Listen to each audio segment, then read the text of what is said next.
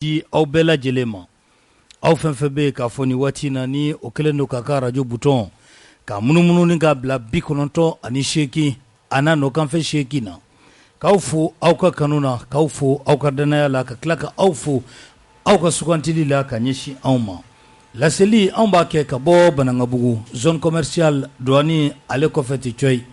dimanche o dimanche nɛgɛ kaɲɛ 21 ne o dana gosira jamukan min n'a bɛ sigi aw ye a tɔgɔ de ye vis-à-vis ɲɛŋɛ ma lafaamuyalen ka wele bila aw ma jamana kunkanko u ka n'u ka hakili jagabɔ ni ka a kɛ o kan n'a kɛnɛ sigira an bɛ maliyɛnw fo Mali kɔnɔ k'u fo Mali kɔ kan page minnu bɛ ka a ta ka fili bɔlɔlɔ sanfɛ ni waati in na an bɛ foli ni tanuni k'a lase olu ma ani radio minnu bɛ jamana in fantan 4 bɛɛ lajɛlen fɛ n'u bɛ ka jamukan in ka ta ka fili fiɲɛ fɛ an bɛ foli an b'a lase u ma o b'a to ni an bɛ ɲɔnɔnkaw fo radio Kurumare an b'olu fo ka taa Yuwaru ka Yuwarukaw fo ka taa San radio Santoro k'olu fo ka taa Yelemani ka taa ɲɔrɔnkaw fɛ Selenge ani jamana in fantan 4 bɛɛ lajɛlen fɛ jamukan in bɛ fili fiɲɛ fɛ fan o fan ka bɛɛ lajɛlen fo Chaque Sidibe nɛgɛ kɛrɛfɛ a b'e bolo ɲɛmaa Umaru Mariko ka baara in bɛɛ lajɛlen na kɔlɔsi Musa Mariko ka jata ka bila bɔlɔlɔ sanfɛ ani page tɔ bɛɛ lajɛlen an bɛ foli ni tanuni ka lase aw ma aw minnu bɛ jamana kɔ kan k'a kɔ batakiw ci fɛn min ye numéro ye o bilalen don bɔlɔlɔ siraw fɛ o la an bɛ bɛɛ lajɛlen fo ni waati in na su in na an ye wele bila maa 4 ma cogoya min na jamana kunkanko hakili jagabɔ u ka na a ka kan an ye wele bila Umar Jara ma ka bɔ CPM o kɔnɔna la Umar i Jara somaw bɛ di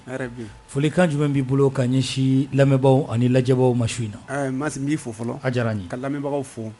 ka mɔgɔ welelen tɔw bɛɛ fo ka tila ka i ka équipe mɔgɔ bɛɛ fo vraiment a organisé no ka ɲa ko labɛn cogo ka ɲi yɛrɛ o diyara n ye an bɛ foli lase jamanadenw bɛɛ ma sɔngɔ minnu bɛ kɛlɛ da jamana ka basigi kama tabarikala halisa Ala ka fanga d'an ma an ka se ka jamana in kan sago ni Ala sɔnna i Jara Idrissa Mementa ka bɔ Yɛrɛwolo debout sur les remparts la Mementa i ni su Amadu Sumas somaw bɛ di alhamdulillah an bɛ Ala tanu tabarikala an ka foli bɛ Ala ye Ala min sɔnna an ka sigi yan nɔ bi an bɛ tila k'a ɲini Ala subhanahu wa taala fɛ a k'an dɛmɛ fɛn fɛn bɛna bɔ an da a ka kɛ jamana jɔ kumaw ye ni Ala sɔnna fili minnu ni olu bɔra an ka kuma la an b'a ɲini Ala kelen fɛ o fili ninnu a k'olu tunu joona pour que mɔgɔ kana baara kɛ ni a ye ka i fo ka lamɛnnikɛla bɛɛ lajɛlen fo ka n tɔɲɔgɔn fɛn fɛn sigilen don plateau kan ka bɛɛ lajɛlen fo ka tila ka kunnafonidilaw fana fo sabula studio denbayalen don kosɛbɛ siga t'a la OMT ka bɔ M5 RFP la i ni su Masuma ni su an famana dɛ dɔɔni tabarikala mais hakili bɛ ɲɔgɔn na ni Ala sɔnna ma k'Ala fo ka barikada a diyara n ye ka yɔrɔ fo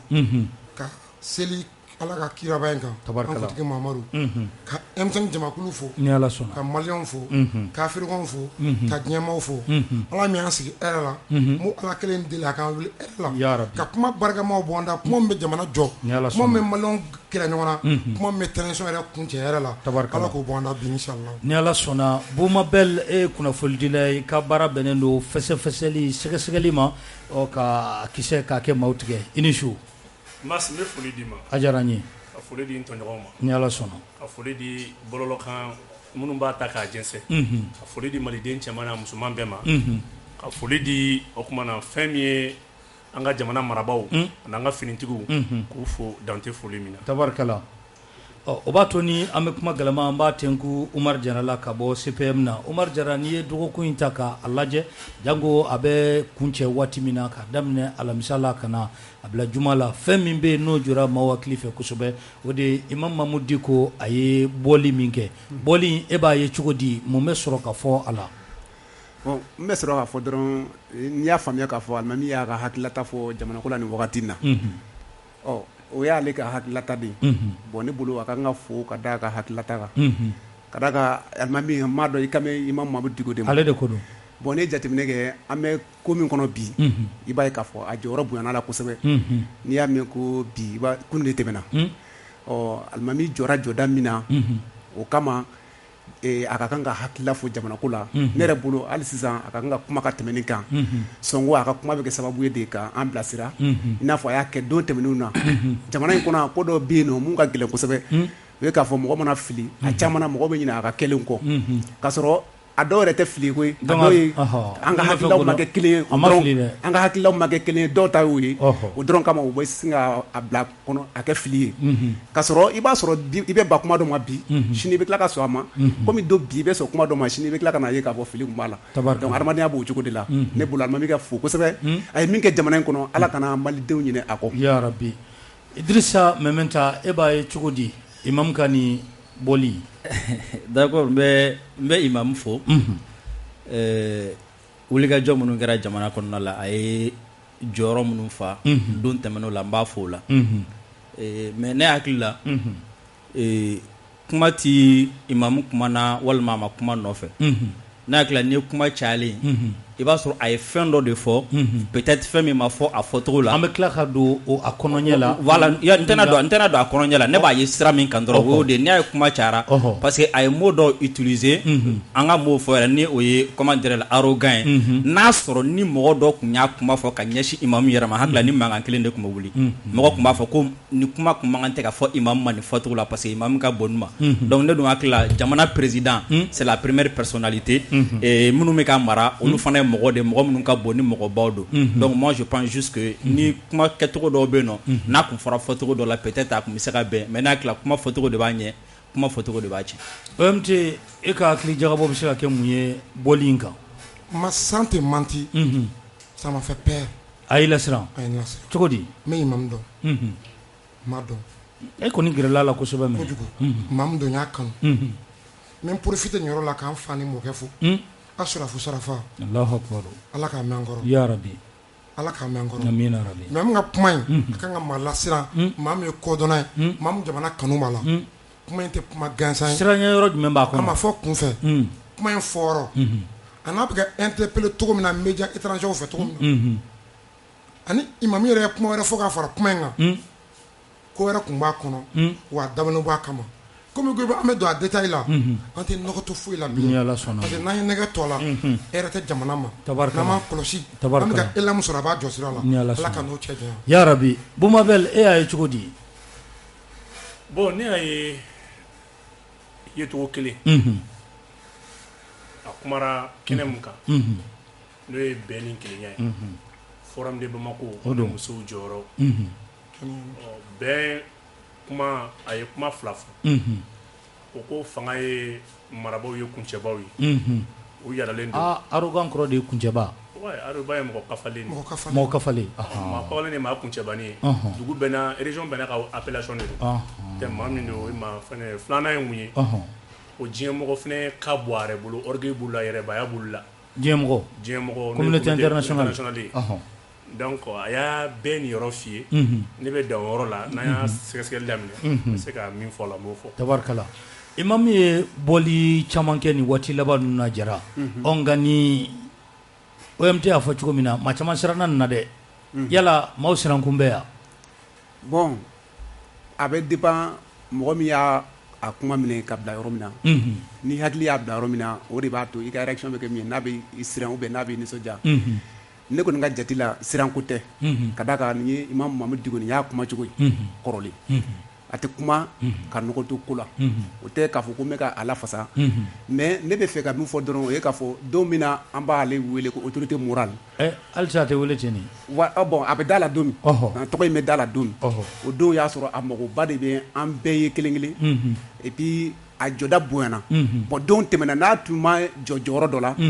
a dɔw la an bɛ kɛnɛ min ka bi an kun tɛ kɛ yen bon adamaden n'i b'a ka ko ta i bɛ ɲuman de ta ne kɔni bɛ ko in bila minɛ min kɔnɔ o ye k'a fɔ halisa siranɲɛ ko tɛ a bɛ se ka kɛ sababu ye i b'a miiri k'a fɔ ko ani minnu bɛ bi k'u tɛ ɲɔgɔn faamuya la bon an mun bɛ kuma a n'an mun bɛ se ka wulikajɔ k'u ni ɲɔgɔn cɛ an de bɛ o baara kɛ walasa faamuyali ka se ka na parce que bɛɛ ka laɲini bi imamu i kan bɛ ani transition ɲɛmaaw ma wa komi a kuma cogo b'o de jira k'a fɔ ko a nisɔndiyalen tɛ nka an minnu ye a kɛlɛ kɛ a nɔfɛ anw de ka kan ka baara kɛ bi walasa ka se ka gɛrɛ n'a na parce que a ka di bɛɛ bi an ni imamu jɛra ka den min bange ɲɔgɔn fɛ n'o ye transition ye an ka jɛ ka baara kɛ ɲɔgɔn bolo parce que i tɛ se k'a fɔ ko jɔyɔrɔ t'a la jamana in kɔnɔ wa i tɛ se k'a fɔ ko a ye baara min kɛ ko a nɔ ma ye parce que ne kɔni hakili b'a la a bɛ tarata ko fɔ don min tarata an tɛ se ka ɲinɛ tarata tarataw ka tarata an tɛ ɲinɛ kɔ o kama hali sisan n b'a fo ka tila k'a ɲini anw fɛ halisa ɲɔgɔn faamuya ka na maliyɛnw ka se k'u tɛgɛ di ɲɔgɔn ma surtout mun y'a laɲini parce que mɔgɔ caman bɛ ka kuma caman fɔ alimami ma bi o kun sen tɛ M5 la dɛ a fɔra an ma ko jihadistes de bɛ boulevard kan bon minnu y'o kuma fɔ an ma olu kelenw de bɛ k'a fɔ bi tuguni ko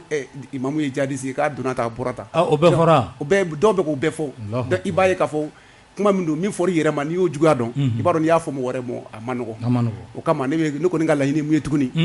kuma ɲɔgɔnya bɛ se ka na cogo di fanga mɔgɔw ni imamu ni ɲɔgɔn cɛ u ka ɲɔgɔn faamuya an ka jɛ ka yeta kɛ kelen n'a fɔ an ye kɛlɛ daminɛ ɲɔgɔn fɛ cogo min walasa an ka laɲini mun ye o bɛɛ ka se ka sɔrɔ tabarikala OMT mun bɛ siran merci Mas kuma ye mun fɔra a kun a fɔra ani a fɔra ka da kun ne ka analyse la a bɛ ne siran toro munna Mas ni hakili b'a la imamu delila k'a fɔ kutuba dɔ la fanga in a maracogo man d'ale ye mais n'a bɛnna jamanadenw ma ale b'i da de 1 2 imamu taara Imura la Makan n ye maa dɔ y'a kɔ maître Mamɛd Ali Bacili ma gansan tɛ man ka intention dɔn envers le M5 malgré que a bɛ M5 kɔnɔ man ka intention dɔn envers transition bi ma dɔn intention ma la o tɛ a kɔnɔko ya a ŋaniya ma dɔn e b'o dɔn cogo di ka sɔrɔ Mamɛd Ali Bacili ni Dugo cɛ ne b'a dɔn mɔgɔ caman bɛ M5 kɔnɔ bi olu ye premier ministre bi mun jamana premier ministre docteur Sukali Kokala Mayiga Bacili b'a maaw la minnu ye Sukali kɛlɛ a ka surun Dugo la kojugu o Dugo dun ye u ka faamuyali la Dugo dun ye M5 hakilina janfa parce que n bɛ kuma in ko in kɔnɔ n bɛ k'u natɔ ye maa natɔ ye k'u y'a janfa ne ye maa fɔlɔ ye M5 kɔnɔ mun sera ka bɔ k'a fɔ imamu y'i cun ni M5 hakilina ye parce que a ye Mutara Wani di wa n y'a fɔ ni plateau in kan nɛniw kɛra dɔgɔyamaw kɛra mais olu maa kelen minnu ye orange la u ye ne wele ka yafa deli an bolo i ta tun ye politique kuma ye an bolo i ta tun ye maa kuma ye jaa ta ye malijɔ kuma ye imamu yɛrɛ ko ka yafa ma a y'o fili kɛ n ko fili tun tɛ tugu don a ye occasion sɔrɔ k'a profiter bɛɛ b'a ka maa dɔn n'i y'a lakɔlɔsi Union européenne représentant bɛ yen nɔ n fɛ a la mɛmɛ jɔnni Union européenne représentant o maa kelen tun bɛ lié in na Forum de Bamako la a fɔra ka muso ni du ni denbayaw ka lakana ka t'o kuma de fɔ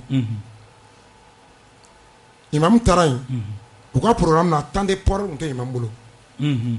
ça veut dire que a donna la doncogo wɛrɛ de la a bɛ i n'a fɔ u y'a jagoya dɛ parce que imamu kɛtɔ ka kuma ta a b'o fɔ dɛ a b'a ko na ko n ka kuma n kun tɛ fɔ voilà minnu y'a jagoya nka na ko n ka kuma merci minnu y'a jagoya o y'a dabɔ intention min b'olu kɔnɔ olu tun ye ko in labɛn wa médiaw tun labɛnnen don a kama dès que imamu kumana ni jalaki ka jugu ni OMT ni fi ka jalaki juguba kɛlɛ jalaki tɛ minnu y'a kɛ o tulo bɛ na u y'a dabɔ a kama imamu tɛ programme na a kun t'a la imamu yɛrɛ ko u y'a jagoya ka kuma n'u y'a jagoya ne ye mun fɔ a b'o donc a n'a kumanen médiaw y'a partager cogo min na médias occidentaux y'a partager cogo min na i b'a dɔn k'a fɔ olu k'u labɛn n'u ka makɔnɔ nin bɛɛ ka jateminɛw ye nin bɛɛ ne ka jateminɛw ye ko analyser un à un mais imam fɛnɛ intention envers la transition mo dɔn parce que imam delila k'a tenter ka bɔ ni jama ye a ma marché a y'a lajɔ a ye mɔgɔw lataa fɛ kuranɛ kalan na mais o taara kɛ kuma ɲɛfɔ de k'a yɛrɛ jɛya ka contre coup labɛn mais a ma passé parce que peuple tun bɛ transition kɔ wa peuple b'a kɔ fɛnɛ contre coup o y'a jumɛn non parce que a y'a yira k'a fɔ transition in na de un fɔlɔ ale ye mɔgɔ min di ka kɛ premier ministre ye transition première phase imamu ni sɔrɔsiw de jɔra M5 kɔ kan malidenw hakilina kɔ kan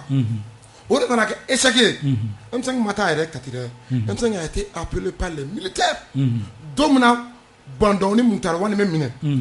an ka taa kati k'a fɔ aw yɛrɛ hakilina a ye kɛlɛ kɛ mun kama Ibirim bi a ye nanu an ka bɔra ko kan a ye maa di maa min bɛ se k'a ko waleya donc olu ni imamu de bɛnna ka ni fanga fɔlɔ sigi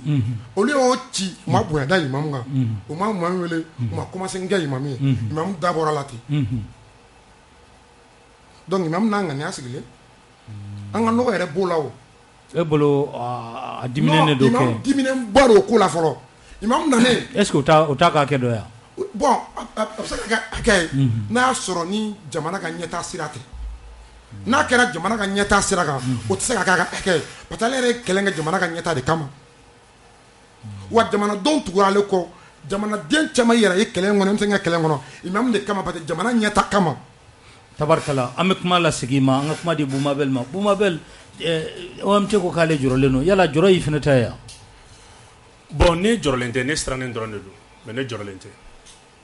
joroni srante kele joroni srante kele ne be sran militaire were be ka minke ne be ka sran o de la o be ka munge parce que le be ka foniongo do M5 ni imam ni ɲɔgɔn cɛ surasu yɛrɛ ouais surasu yɛrɛ i ka dalu jumɛn o la meno dalu de dima fanga yɛlɛma kelen kɔfɛ olu de imam wele ka M5 to ka premier ministre di imam ma olu kelen ka fanga ta ka k'u ta ye olu de fɛnɛ M5 wele ka imam to donc ne bolo nin bɛɛ kan ka kɛ mɔgɔ de ye min kan ka kɛ sɔrɔsiw ka mɔgɔ marata ye a hakilina ko kelen ye o de nafa ka bon sɔrɔsiw ma kosɛbɛ ka bɛɛ don da kelen fɛ n'i bɛ fanga la i dun man k'a fɔ fort de changement de ye nin kulu fila bɛɛ imam ye fort de changement ye M5 ye fort de changement ye mais o bɛ kɛlɛ kɛ don min na ala ye se d'u fila ma k'u sɔgɔlen to ɲɔgɔn na n'i ko i bɛ fanga mara n'u ye e fana kan k'i jɛ k'u sɔgɔlen to ɲɔgɔn na ka baara kɛ n'a ye o kɛra fili fɔlɔ ye fili filanan ye mun ye nin kuma kɔfɛ n'i y'a ye k'a fɔ kunu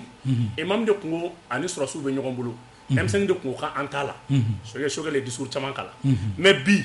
imam de b'a la k'a fɔ n t'a la M5 b'a la k'a fɔ ko kuma bɛɛ ye kuma jugu ye ni imam ye kuma fɔ a bɛ bila kuma jugu minɛn kɔnɔ mun bɛ na n'o ye fɔlɔ imam ye message min fɔ message in jaabi bɛ dɔn après le 4 juin n'i ye ne jateminɛ anw ka ɲini taw la investigation kɔnɔ message in ye appel de à la communauté internationale d'intervenir militairement ouais maa ni mɛ hakilina de kɛ adi n'i ye jateminɛ kɛ un peuple qui est pris en otage ni a fɔ bamanankan na dɛ o nafa ka bon n'i ye jateminɛ kɛ jamanaden mun talen don otage la o jamana kan ka jamanadenw talen don otage la jagoya fanga min bolo a bɛ wajiba ONU kan chapitre 5 article 38 et article 39 ou bien article 37 article 38 39 ou bien 37 o b'a wajiba ONU kan a ka jamanadenw bɔ o degun kɔnɔna na Boumabel sera fo ye ya non kuma min do i ko kuma analyser de awɔ mɔgɔ kana jɔ kuma la a bɛ se ka kɛ le 4 juin sommet olu de embargo ka wuli a bɛ se ka kɛ ja peuple parce que a ma kuma ni peuple tɔgɔ de ko jamanadenw a ma kuma ni M5 tɔgɔ ye a ma kuma n'a yɛrɛ ka kulu tɔgɔ ye a ma kuma ni semence tɔgɔ ye i ma kuma n'a yɛrɛ tɔgɔ ye donc o tɛ a tɛ sabali a to n ka kuma fɔ i ka na n perturber o tɛ ka ko ma ye parlement denmisɛnnin ka ko ma ye donc sisan imamu ye appel mun kɛ a bɛ se ka influencer CEDEAO ka décision ka le 4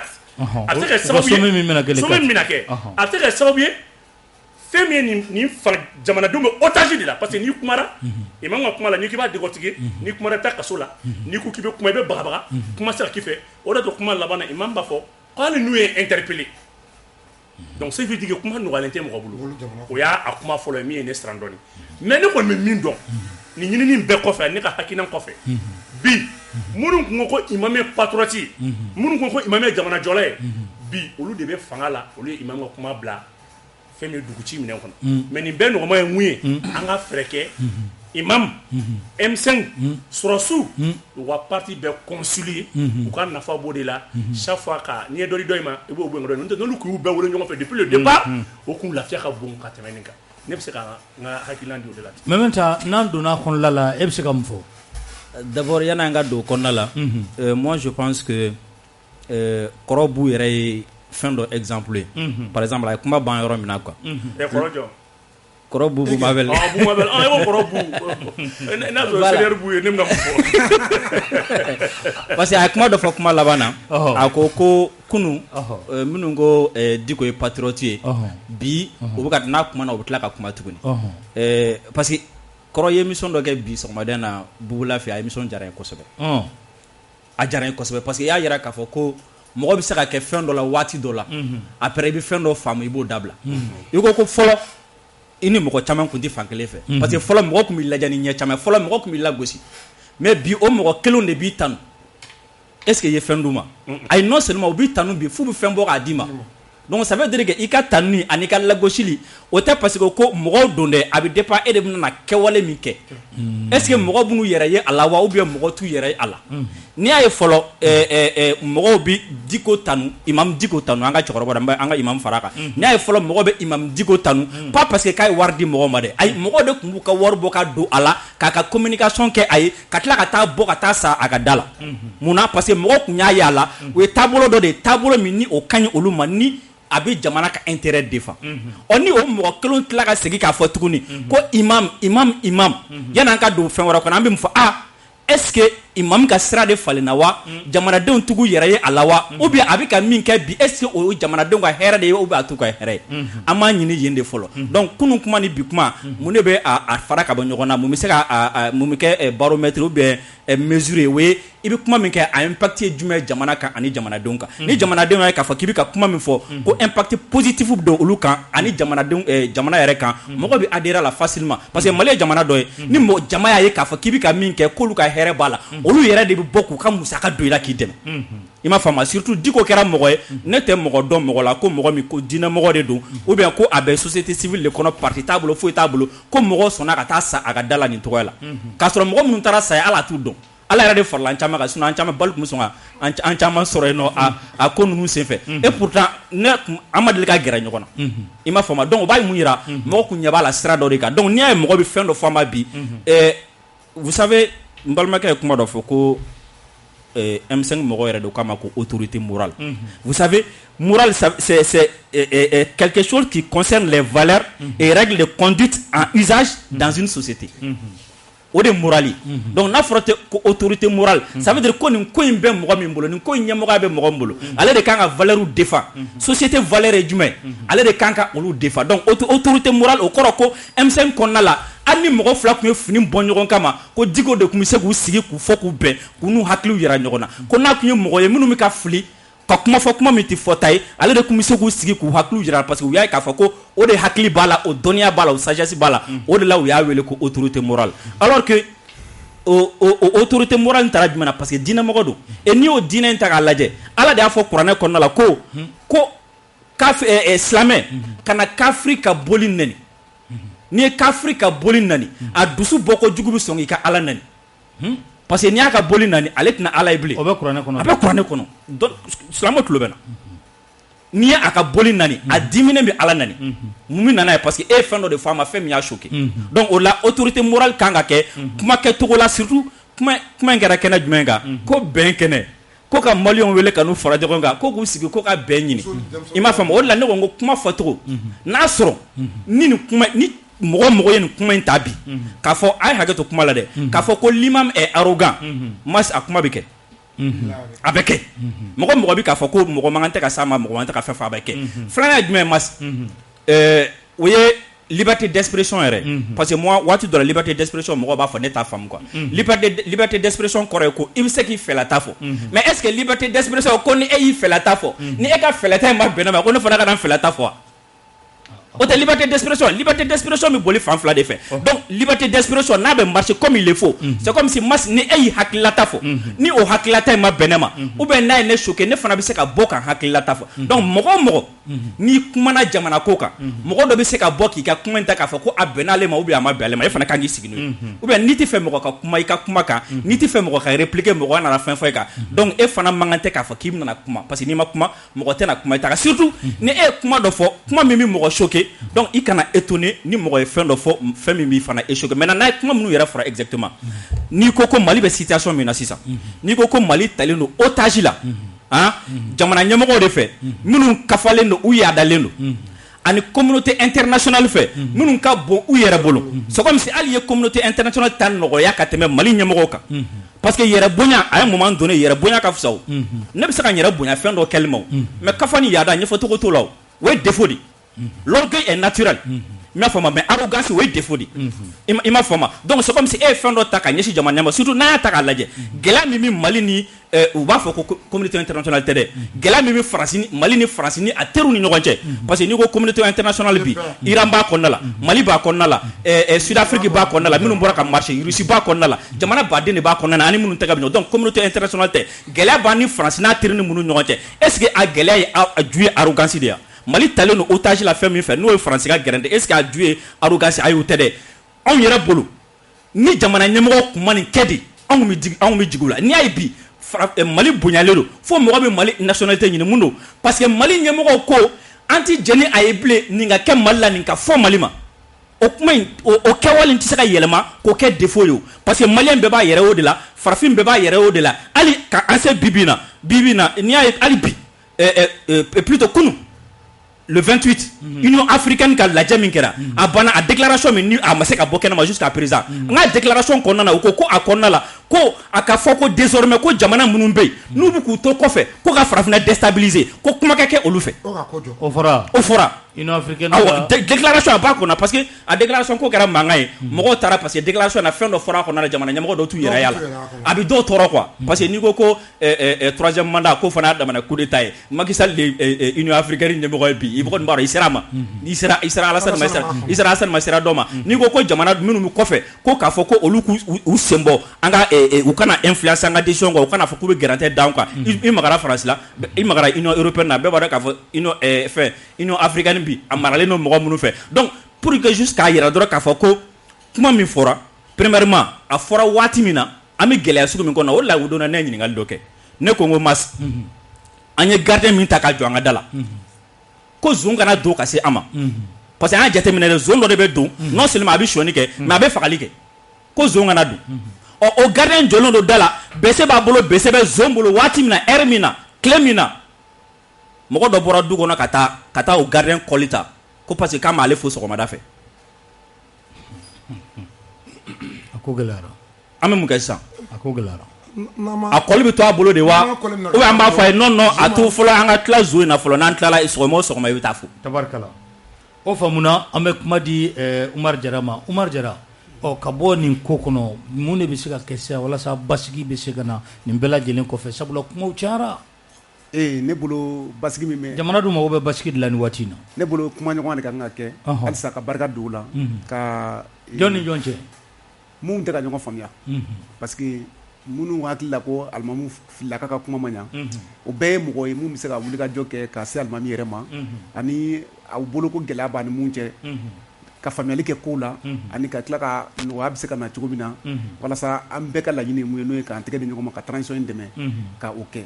ka d'a kan an kana ɲɔgɔn nɛgɛn dɛ Mali mago tɛ fara la sisan Mali mago bɛ min na o ye malidenw bɛ se ka fara ɲɔgɔn kan cogo di k'u ɲɛsin gɛlɛyaw ma parce que Memeta da sera ma sisan bɛɛ b'a dɔn ko an jugu ka ca surtout ni Faransi bilara ɲɔgɔn na i ni koba bɛ ɲɔgɔn na dɛ a bɛ komi i ye dugutigi den de bugɔ ka d'a kan ale tɛ sɛgɛn a tɛ ɲinɛ a t'a dabila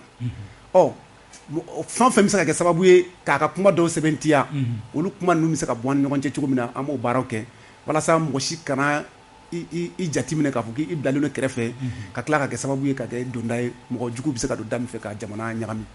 ne bɛ o de fɔ solution fɛn fɛn bɛ na bi o ye kuma ɲɔgɔnya de ye mɔgɔ ka kumaw ka ɲɔgɔn faamuya an bɛɛ bɛ Bamakɔ yan donc ko in bɛɛ bɛ se ka ɲɛnabɔ Bamakɔ yan fɛnɛ ni kuma ɲɔgɔnya donna mɔgɔw ni ɲɔgɔn cɛ ka fisa ni ɲɔgɔn bisigi OMT nin ko in bɛ se ka basigi cogo di basigi bɛ se ka n'a la cogo di ala ka nin sababa bɛn ya rabi n bɛ Bumo Bɛli ka kuma dɔ la tile a ko militaire ye imamu reçoit d'a ma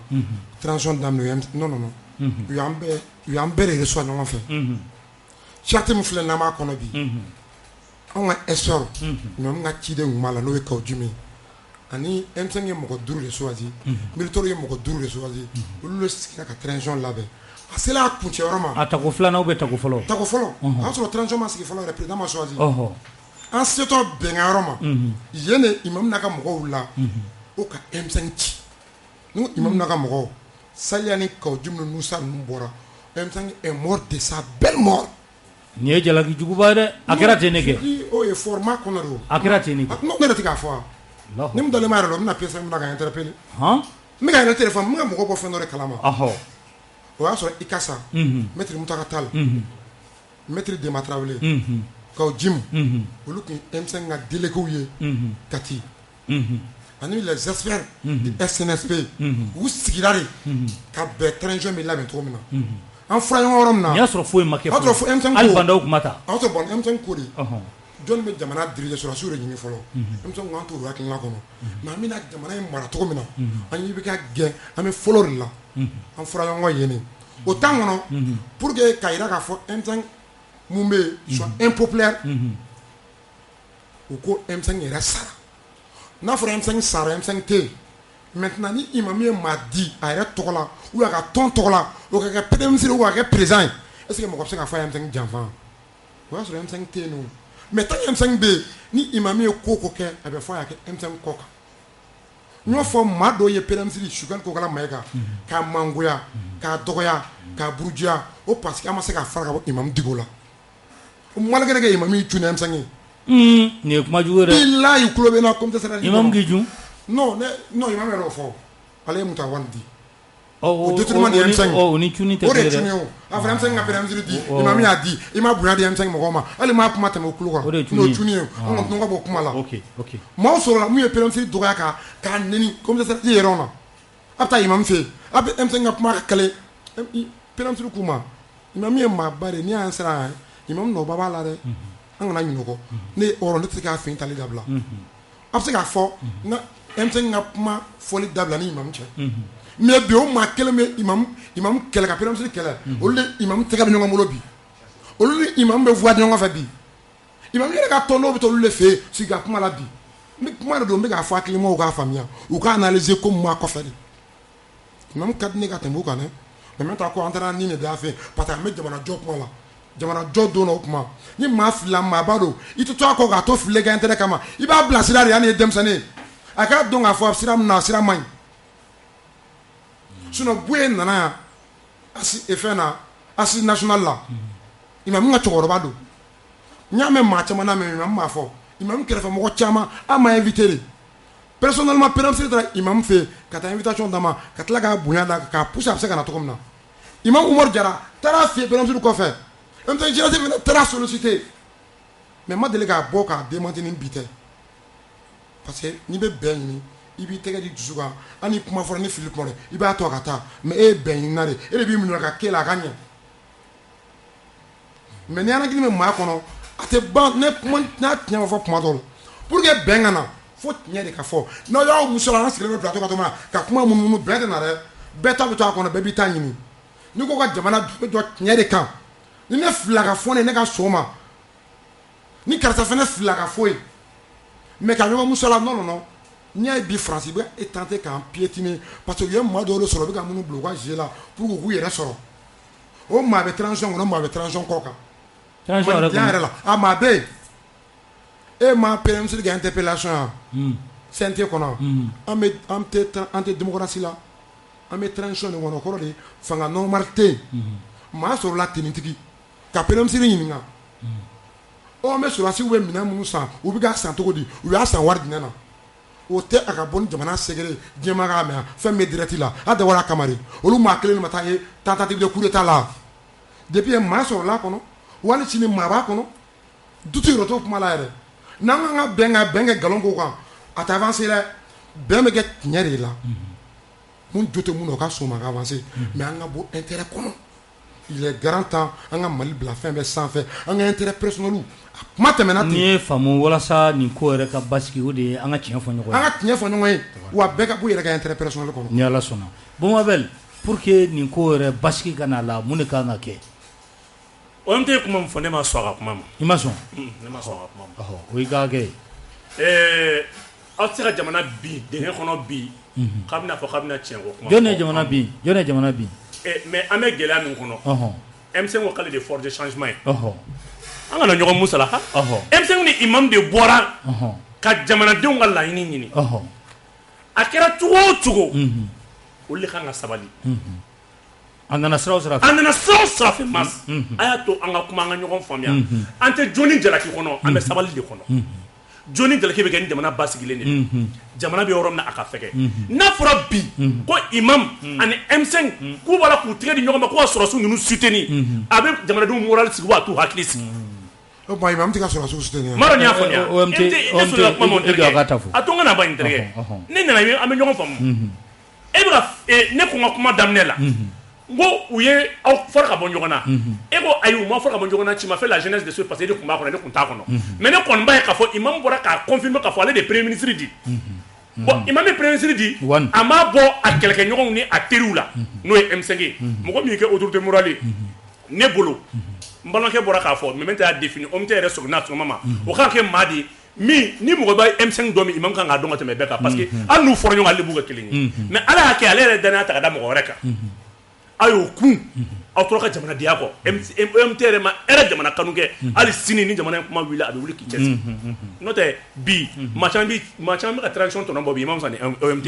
mais e sabalila ka sɔrɔ ka jamana ka bɛn an kana jamana dan Bamakɔ dɔrɔn ma an ka bɔ an ka taa an baden dɔw lajɛ duguba la ka ci an ka bɔ an ka baden dɔw lajɛ jidala ka sɔrɔ an ka bɔ an ka baden dɔw lajɛ anw bɛ boulevard ni politique kɛlɛ la yan dɔw bɛ degun kɔnɔ ne bɛ se ka min fɔ nin na ni jamatigi fila bila ɲɔgɔn na a f'u ka sabali jamatigi fila mana bila ɲɔgɔn na i t'a dɔn imam fɛnɛ i bɛ k'a kɛ bi il se peut que ne kumara i b'a miiri bi ko jama tɛ imam kɔ mais ni jamana b'a la ka gɛlɛya o gɛlɛya kelen kelen bɛɛ o bɛɛ b'i yɛrɛ ye mɔgɔ wɛrɛ de ka kulu kɔnɔ an man k'o fɔlɔ de dayɛlɛn bi parce que n'i y'a ye fɔlɔ fɔlɔ mɔgɔw ye IBK labila parce que il y avait un groupe soudé M5 mun bɛ ka jamanadenw ka degun kuma fɔ k'u ka degun kuma fɔ mais bi an dun b'a fɔ degun bɛ hali bi donc ni imam fɛnɛ kɛra degun kuma fɔbaga ye o kɔrɔ degun bɛ mɔgɔ la olu bɛ t'u yɛrɛ sɛgɛn fɛnɛ imam kɔfɛ jamana in bɛna déséquilibré o la nin solution ye mun ye imam jo t'a la M5 ka fili don sɔrɔsiw ka jalaki don anw de ye baden kelen aw de ko ɲɔgɔn ma ko ko le même poumon ko fɛn dɔ poumon dans le même corps deux poumons dans le même corps a don hakili b'a phrase la Sogɛli ko n'a tiɲɛna ala k'an kisi n'an tanga ko minnu ye yɛlɛma fila kɛ k'olu de bɛ ɲɔgɔn ye ne bɛ segin kɔ hali bi k'a ɲini n badenkɛ fɛ ale sabalilaw imam ou bien OMT fɛ ale sabalilaw OMT sabalila fɛn caman na bi mɔgɔ kɛlɛ kɛra kɛlɛ banna sataw banna ala de ma saya suma i n'a fɔ Mamita bɔra k'a fɔ cogo min na mais n ko dɔw b'a tɔnɔ la bi dɔw b'a mobilibaw kɔnɔ dɔw bɛ ka drapeau daw disi la dɔw b'a kumabaw la mais a sayama yɔrɔ la cɛ dɔw ma ye dɛ o bɛ cogo min na jɛnatigɛ ye nin de ye mas mɔgɔ fɛn bɛ k'i la i bɛ sabali ne bɛ min ɲini dɔrɔn ka kuma imam M5 sɔrɔsiw fana ka sabali sɔrɔsiw ka sabali n bɛ se ka fɔ sɔrɔsiw ka sabali mun na ni sɔrɔsiw bɛ fɛn min kɛ ni zen u k'a dɔn ko imam ni M5 ko fa kelen ba kelenw don u kana bɔ ɲɔgɔn na sɔrɔsiw ka kɛ sababu ye chaque fois ka ministre Wage Ismaël Wage interpellé ale min ye réconciliation ye a k'a lajɛ nin kulu sanuman fila in walayi joni jalaki tɛ M5 ni imam ni ɲɔgɔn cɛ parce que ni kɛlɛ ni terimaw kɛlɛla gindo bɛ kasi o gindo kelen kelen n'i b'a bɔ mɔgɔw de fana bɛ yen min ma aw ka fili n'a ka kumakanw ta k'u mago ɲa la minnu t'aw fila si fɛ aw de kan ka sabali wa ne tɛ bɔ sabali minɛn kɔnɔ dɛ n bɛ se ka fili n ka kuma la parce que an ye politicien kɔrɔw de anw nana donda foyi t'anw bolo n'aw tiɲɛna ɲɔgɔn ye bi sigiyɔrɔ t'anw na i b'a dɔn ko in daga go mɔgɔ mun na o y'an minnu bɛ camancɛ la ye anw kan ka fɛn fɛn ɲini débat kɔnɔ o de ye sabali ye o de b'anw fɛ joni jɛlen kan anw de bɛ sabali dɔrɔn de ɲini tabarikala Mamita Bumabel ko sabali e bɛ a ye cogo di oui c'est vrai walasa an bɛ bɔ nin ko in kɔnɔ oui c'est vrai pour que an ka bɔ nin ko in kɔnɔ mɔgɔw kan ka sabali mas ne y'a jateminɛ n ye société yɛrɛ sigicogo jateminɛ vous savez pour que société yɛrɛ ka marcher ka ɲɛ pour que bɛn ka na a kɔnɔna la o de la fɛn dɔ sigira k'o ye tɔgɔ ye sariyaso sigi kun ye jumɛn ko ka hakɛw kɔlɔsi mɔgɔ bɛɛ ka dan yɔrɔ dɔ la donc o kɔrɔ ye jumɛn ko bɛn sɔrɔli fɔlɔfɔlɔ sababu ye jumɛn fo bɛɛ kan ka i dan dɔ sigida la bɛɛ kan ka dɔn ko ne man kan tɛ ka nin kɛ ne man kan tɛ ka nin fɔ bɛɛ kan ka dɔn fana k'a fɔ ne kama ne man kan tɛ ka nin kɛ ne ka par exemple ne misaliya la sisan moi j'ai droit à la vie moi j'ai droit à la santé j'ai droit à la sécurité j'ai droit à l'alimentation mais ne kan ka dɔn k'a fɔ o droit min bɛ ne bolo a ɲɔgɔn bɛ tɔw bolo donc ne ka droit kama ne man kan tɛ ka dankari tɔw ka droit la et ni jamana kɔnɔ ni mɔgɔw y'o faamu i b'a ye k'a fɔ mɔgɔw bɛ tɔw ka hakɛ bonya tɔw ka hakɛ bonya ye jumɛn i tɛna wuli k'i yɛrɛ tɔgɔla kɛlɛ kɛ ka i yɛrɛ ka sɔrɔ kɛlɛ kɛ ka se niveau sugu dɔ la ka ɲina jamana kɔ fo ka ɲina bɛɛ kɔ parce que i b'a dɔn fɛn mas gɛlɛyaba dɔ bɛ na an ka jamana kɔnɔ i b'a dɔn mun bɛ na i b'a dɔn wa ne n tɛ jɛni a ye a tɛ fɔ ma a tɛ kɛna ne de ye karisa n bɛ n fanga yira karisa la gɛlɛya caman bɛ na o de bɛ nana ye quoi sinon Bumabel y'a fɔ sisan n'i sabali la k'a dɔn k'a fɔ ko kunun ne ye fɛn dɔ sɔrɔ bi hali ni ne m'a sɔrɔ n'a bɛ mɔgɔ wɛrɛ bolo ne bɛ se k'a to tigi bolo k'o tigi dɛmɛ Mali ye mɔgɔ 20 de ye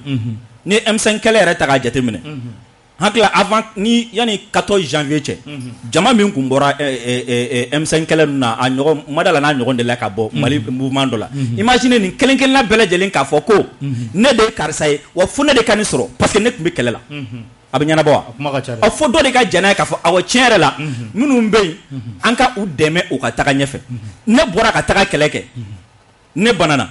mais ni ne ko ne banani kama fo bonya dɔ ka di ne ma diyagoya la fo fɛn dɔ ka di ne ma diyagoya la fo jɔyɔrɔ dɔ ka di ne ma diyagoya la ni tɔw fana y'o exiger ma est-ce que an bɛ avancer an tɛ avancer f'an k'a dɔn ne k'a fɔ ko c'est à dire ni jamana basigira bɛɛ b'a ta sɔrɔ a kɔnɔna na et histoire de bɛ bɛɛ ka bonya segin a ma non seulement histoire bɛ bɛɛ ka bonya segin a ma jamanadenw yɛrɛ b'a dɔn ko waati la karisa de ye nin kɛ parce que kuma daminɛ na an y'a fɔ sisan bonya bɛ mɔgɔ caman bolo jamana in kɔnɔ walahi bilahi talahi u ma wari bɔ k'a di mɔgɔ ma jamana mɔgɔ minnu bonyalen don kosɛbɛ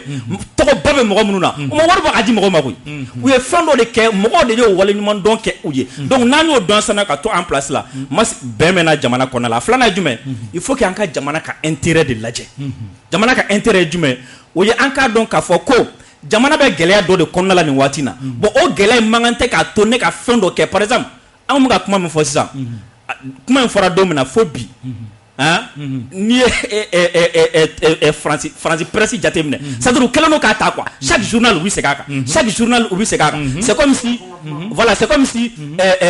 coup d'état avorté fana kɛra don min na u y'a ta chaque jour u bɛ segin a kan chaque 30 minutes u bɛ segin a kan mun na pour que k'a yira diɲɛmɔgɔw la ko malgré que 14 janvier maliyɛnw bɔra mais bibi na u farafaralen don bibi na mɔgɔ ti ɲɛmɔgɔ ninnu fɛ parce que ninnu ka laɲini fanba ye jumɛn o de ye ka taga yira kɛnɛmamɔgɔw la ko pouvoir min b'an fɛ yan nɔ ko ils sont pas légitimes o illégitimité o bɛ jira ni jumɛn ye o ye mɔgɔ minnu bɛ kɔnɔna la olu ka frustration u bɛ se ka bɔ n'olu ye cogoya min na u bɛ bɔ n'olu ye ka t'olu yira donc an k'o yɔrɔ ninnu lajɛ kosɛbɛ n'an ye yɔrɔ ninnu lajɛ an bɛ se ka avancer kosɛbɛ masi a laban ye jumɛn an mago bɛ bɛn na o ye tiɲɛ mais masi kuntilennafan de ka lajɛ kosɛbɛ kira bolila ka bɔ Makan ka taga Madina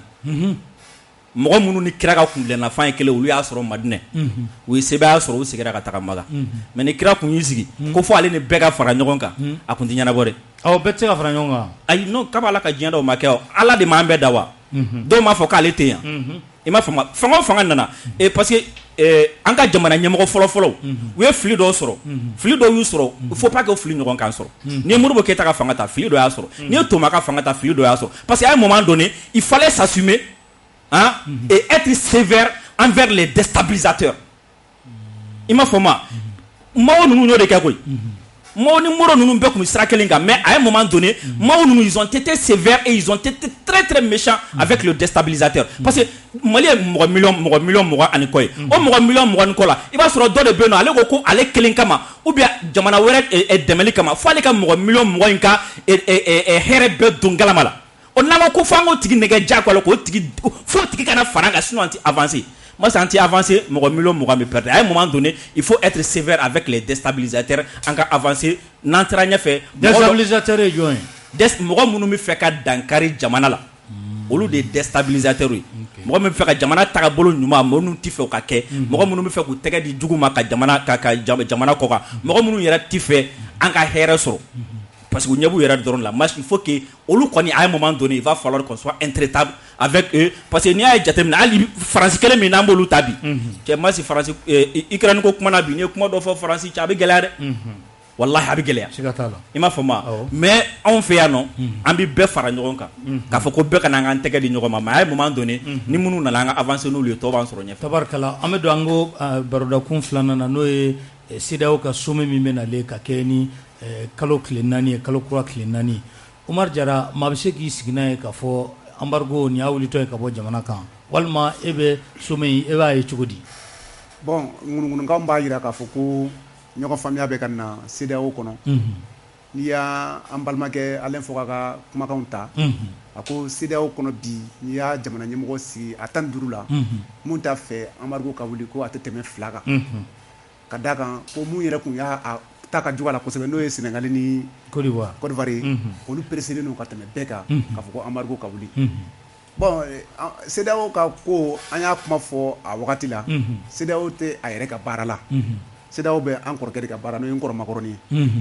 a t'a bila parce que a ka laɲini ye mun ye o ma sɔrɔ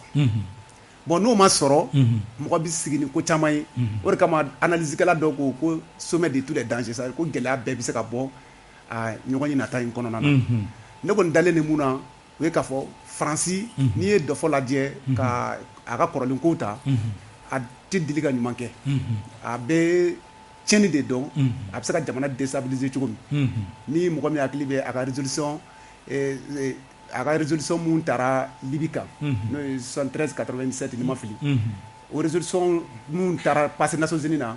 parce que u kun ko de k'u bɛna Libi population lakana ka jamanadenw basigi kɛ jamana kɔnɔ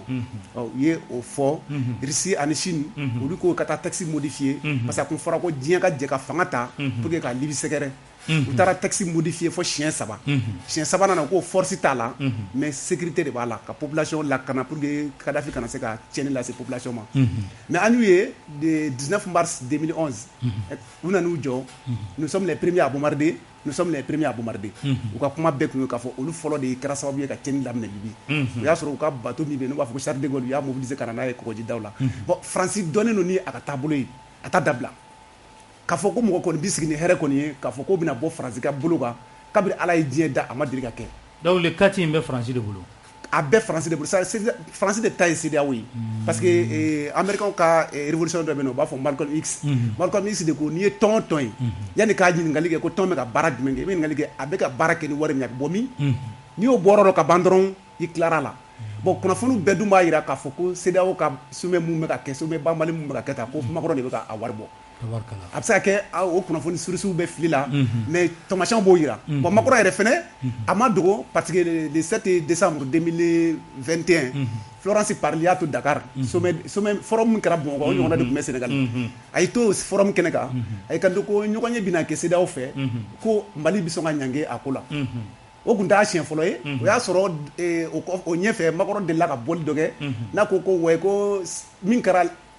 kalo 6 pendant ninnu sigilen ko CEDEAO kun ye embargo kɛ munna coup d'état dans coup d'état a yɛrɛ ɲuman na ko kɛra ko CEDEAO ma embargo kɛ ko donc ko la CEDEAO doit en tirer toutes les conséquences Bazoum tun bɛ Faransi a don Bazoum ko mais président an ye sanction bɛɛ ta koyi fɛn o fɛn bɛ an ka sɛbɛnw kɔnɔ an y'o bɛɛ ta donc an tɛ se ka tɛmɛ o kan mais après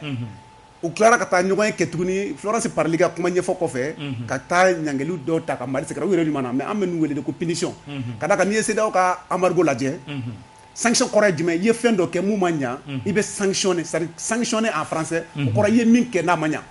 mais Mali bɛ sanctionner don min u b'a fɔ cogo min embargo bɛ ta Mali kama a kɛra 9 janvier 2022 9 janvier 2022 o y'a sɔrɔ élection kun ka kɛ Mali kɔrɔ 27 février o kɔrɔ ye mun ye n'i y'a ta sariya sira ɲɛ bɛɛ ma Mali sanction la k'a sɔrɔ Mali ma faute kɛ fɔlɔ fo de ma ko procès d'intention an bɛ kuma bɛ la sigi ma an bɛ kuma di OMT ma OMT an y'a ye k'a fɔ entre temps Faransi gouvernement yɛlɛmara Florence Parly ninnu t'a la Jean-Yves Le Drian t'a la nka Macron kɔni b'a nɔ la est-ce que o yɛlɛma in bɛ se ka CEDEAO ka sommet est-ce que o bɛ se ka influencer a kan e yɛrɛ fɛ bon a bɛ se ka influencer comme a tɛ se ka influencer mais sommet in tɛ sommet baliman ye n'i ye jamana marabaga ɲumanw sɔrɔ ma tilen ni maa laduru ani peuple hɔrɔn olu k'u soutenir a tɛ foyi sɔrɔ résultat ɲuman kɔ bi Mali b'o de kɔnɔ k'Ala fo tu sais sanction bɛ kɛ don min na a fɔra CEDEAO président dɔw fɛ yan an mɛnnenba ye 12 jours ye autorité in bɛ bin wa sanction in kɔfɛ ŋaniya foyi t'a kɔfɛ ka peuple surmonter ka k'u ka autorités kan Faransi y'a ŋaniya CEDEAO président sɔnna a ma maa min y'i jija n'a kun bannen don o tun ye Burkina président kɔrɔ ye Roch ale de banna a ka cidenw sera Mali autorités ma k'a fɔ parce que o ye mémoire dɔ la a ma sɔn a ko Amadu ko t'a solution ye Faransi ko n'i y'a ye bɛ ni fila fɔ i tora yen u y'ale yɛrɛ déstabiliser ka taa n'a ye pour que ale ka nɔgɔya fila ka to yen Côte d'Ivoire ani Sénégal Alassane Macky Sall b'ale bolo parce que olu ma ɲuman k'u ka jamana kɔnɔ u b'ale ka dufa kɔnɔ donc sanction taara février sanction n'a taara février n'a ko ka taa janvier plutôt mais a ko ka taa février u y'a ta mun na o ko o Mali ma organigramme d'u ma alors que c'est faux olu le lettre ci Mali autorités ma avant le 31 décembre 2021 an ka organigramme dɔ ci CEDEAO ma Mali autorités ye après le 30 décembre le 31 an ye organigramme dɔ c'u ma a jɛnna a ka surun u m'o f'u ka lettre la u ko an k'a ci de o an y'a ci délai kɔnɔ a cilen kɔnɔ délai kɔnɔ u ye sanction kan kan sanction mun na n'a bɛ u ka seeraw yɛrɛ ka sariyaw sɔsɔ u ye UEMOA fana bila wariko sira fɛ u ka sanction kan alors que UEMOA c'est purement apolitique sariya foyi tɛ UEMOA bila k'i da don jamana gestion na pour que ni Mali ma se ka wari sɔrɔ Banque mondiale ye fɛn mun na an kana se k'an ka fonctionnaires sara an ka dɛsɛ 10 jours kɔnɔ coup d'état ka kɛ ou bien déstabilisation kana peuple ka bɔ ka autorité gɛn ka taa mais ne b'aw yɛrɛ fo fɔlɔ aw presse journaliste au lieu de la population la paniquer a y'u la faamuya surtout PSFM yɛrɛ ka jamanadenw hakili la sɔn mɔgɔ ma paniquer mɔgɔ tora autorité kɔ a y'u jagila le 14 janvier Maliɲɛnw bɔra k'a fɔ coup d'état fɛn Amadu ko tɛ dɛ a ye san pɛnɛ jigin an ka bilahi an bɛ Mali ka intérêt de kɔ an tɛ maa kɔ bilen o banna o tɛmɛnen kɔ an ye mun ye bilen jamanaw ye an ye makɔrɔ mankan mɛn a ka campagne dɔ senfɛ Mali autorité kɛlen tɛ ka décision dɔ ta ka RFI ni France 24 suspend makɔrɔ ko a bɛna wele bila Ghana président ma n'o ye CEDEAO président ye o ka dɔ fara sanction kan Mali ni wale min kɛ u ka nimisa ni wale kɛli la ça veut dire que anw ma ko kɛ CEDEAO la dɛ an ye ko kɛ France la mais CEDEAO de b'o résultat di Amadu ko kɛra fasi 2 don Mali ye dɔ santi mais an yɛrɛ CEDEAO jamana tɔ ye mun santi an m'o santi Amadu ko kɔnɔ minnu tɛ mun kalama m'o fɔ ye France tun y'a garanti Côte d'Ivoire ni Sénégal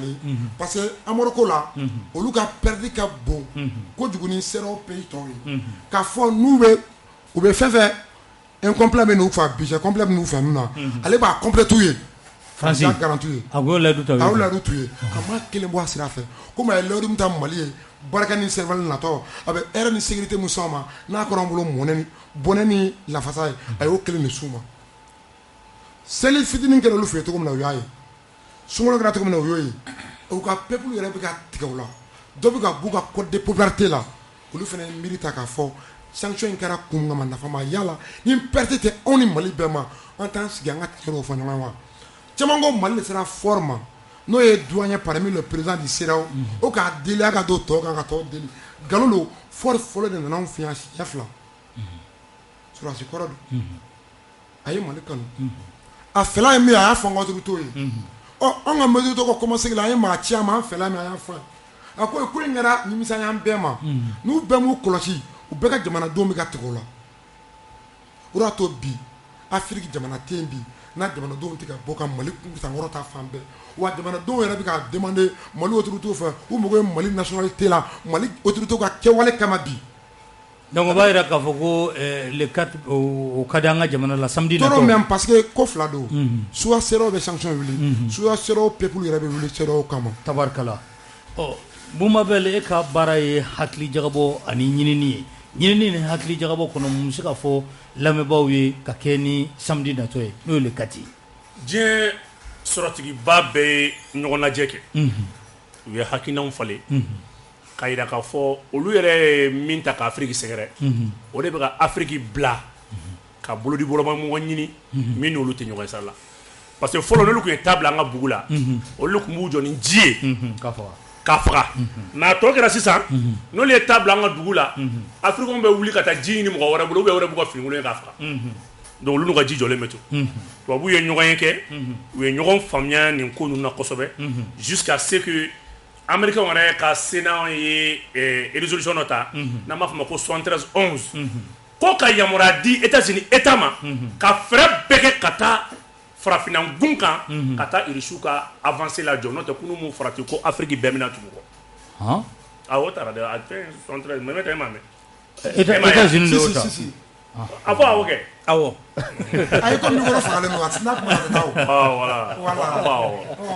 donc n'i ko États-Unis yɔrɔ i ko Faransi n'i ko États-Unis yɔrɔ i ko Faransi ni ci kelen fɔra Faransi fɛnɛ c'est pour ça Macron y'a ka défense ni diplomatie wuli parce que ils ont échoué ko wɛrɛ b'a ko kɔrɔ mais Mali ta b'a la ani farafinna gun kana fɛn wɛrɛ u b'u bolo bɔ baara la u kelen k'u bolo bɔ baara la u y'u falen mɔgɔ min na o tun bɛ président ka baara la n'o ye Jacques Chirac ye ale ye maa minɛ mɔgɔ de ale tun bɛ farafinna gun kana masakɛ kankaranki bɛɛ nɛgɛ donc o kɔrɔ ko le 4 juin an bɛ se k'an jigi da embargo wulili kan a kɔlɔlɔ ye mun ye u ye ɲɔgɔn ye ba min kɛ ni malimɛtiri yɛrɛ bɔra n'o ye américain ka alimanw ka ONG dɔ bɛ ɲininikɛla don a ye ɲini dɔ kɛ Mali kan a y'a ye k'a fɔ rapport fɛn o fɛn ni tubabu y'a di k'a bɛɛ nkalon France 24 ni RFI k'a bɛɛ nkalon ko maa tɛ malidenw tɛ mɔgɔ fɛ ka tɛmɛ transition in kan o ko ten u y'a rapport bɛɛ bɛ yen a bɛɛ bɔra rapport in bɔra ni ma tɛmɛ mai mais rapport in yɛrɛ enquête kɛra k'a daminɛ dans toutes les villes et dans toutes les régions et des capitales régionales plutôt k'a daminɛ Kayi fo Kidali u ye ɲini k'a bɛɛ kɔnɔ Fondation Frédéric Ebert mais Mali ta to ko malimɛtiri je crois que o de bɛ sɔrɔ donc u ka ɲini jaabi kɔnɔna la u y'a yira k'a fɔ transition in fɛlen don donc Union européenne ye rapport fɛn fɛn u bɛ fɛn fɛn fɔ a bɛɛ kanu nin ye Allemand yɛrɛ ka ɲinini ye donc mun bɛna kɛ le 4 juin u bɛ embargo wuli peut-être n'u y'a wuli u bɛ gɛncogo ɲini Assimi na min tɛ se non u m'a dabila dɛ cɛ o cɛ k'i ma k'u y'a dabila u m'a dabila n'u ye embargo wuli frontière bɛ dayɛlɛ parce que Mali datugunen u y'a se k'u bɛ don ni sira o sira ye u y'a sɔrɔ maliyɛnw bɛ kaki k'a daminɛ sira o dugu foyi tɛ k'u m'a tenter k'u bɛ Mali dɛsɛ mun fɛ u y'a sɔrɔ fo ka n'a bila le 11 ta la u y'a sɔrɔ maliyɛnw bolo bɛ ɲɔgɔn bolo u ka fɛn bɛɛ échouera mun de bɛ kɛ sisan embargo in de bɛ wuli ka Mali nɛgɛ ka sɔrɔ ka firin kan ka kan non donc embargo in mandana a wulili mandana a wulili ka mandana mais i b'a ye k'a fɔ an bɛ min fɔ an dalen don an ka cɛden ninnu na u k'u jɔ u jɔyɔrɔ la u jɔ u jɔyɔrɔ la o foyi tɛ bala anw na kɔsa na u ye mun kɛ u bɔra ka taa o kumana Boko Haram mɔgɔw de ta ka na n'a ye mais e ma opération Mali ko u taara Tombouctou ni Gao ka taa balo ni fɛn di mɔgɔw ma k'a yira jamanadenw na k'a fɔ fɛn min kun b'aw kan ka na u bɛna ɲagami aw cɛ la u nana u bɛ fɛ ka ɲagami dugudenw cɛ la donc dugudenw ka kɛ sababu ye sɔrɔsiw dugudenw b'u tɛgɛ di ɲɔgɔn ma n'a ye dunan fɛn fɛn n'a ye baara fɛn fɛn opération Mali ko y'a kɛ opération Mali ko tɛ marifa ci la tugun a bɛ yɔrɔ min na sa a bɛ ka mission humanitaire de kɛ ka taa se dugudenw wɛrɛ ma ka kuma k'u tɛgɛ di ɲɔgɔn ma c'est pour ça ces militaires là sont testés des fins stratèges o kunkolo ka ɲi non marifa kan ka ci yɔrɔ min i bɛ marifa ci muru kan ka ta yɔrɔ min i bɛ muru ta nɛgɛni bɛ kɛ yɔrɔ min o bɛ nɛgɛni kɛ yen donc u ka mɔgɔ minnu bɛ yen n'u bɛ fɛ k'o ladon u bɛ fɛ ka sanction in wuli o kumana ka Mali bin sur le plan politique mais Masi i b'a tɛ ka plateau in kan kalo kelen nin kɔfɛ i bɛ wulikajɔw daminɛlen san jɔn fɛ non i b'a mɛn sisan i bɛ marché misɛnninw ye kurantigɛ jiko baloko fɛn misɛnninw quoi u y'u sigi ka réfléchir o de la c'est option militaire c'est pas la meilleure donc u bɛna jamanadenw u bɛna taabolo de falen c'est raison pour laquelle u ko o de y'a to n balimakɛ ye kuma dɔ fɔ a ye kuma nɔgɔ bɔ a la CEDEAO t'a yɛrɛ bolo CEDEAO ye maliyɛn foroko de ye a kɔnɔ nɔnɔ o ye Faransi de ye wa u bɛna embargo de wuli ni y'an da don tɔ de ye kuma la mais n'Ala sɔnna ma o de y'a to n ko n dɔgɔnin OMT ma n k'an tɛgɛ di ɲɔgɔn ma kuma kɔrɔma don mun na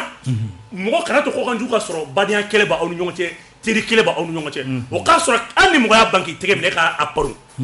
balimaya ko karisa ye balimalandi ye o tɛ mɔgɔ min bɛ taa bɔ a balima ye koyi mɔgɔ min balima ye kɔ don a la n'a bɛ lasama nɔfɛ ni mɔgɔ y'a kɔ don i la sama nɔfɛ a b'i bɔ ɲangata ni degun caman ma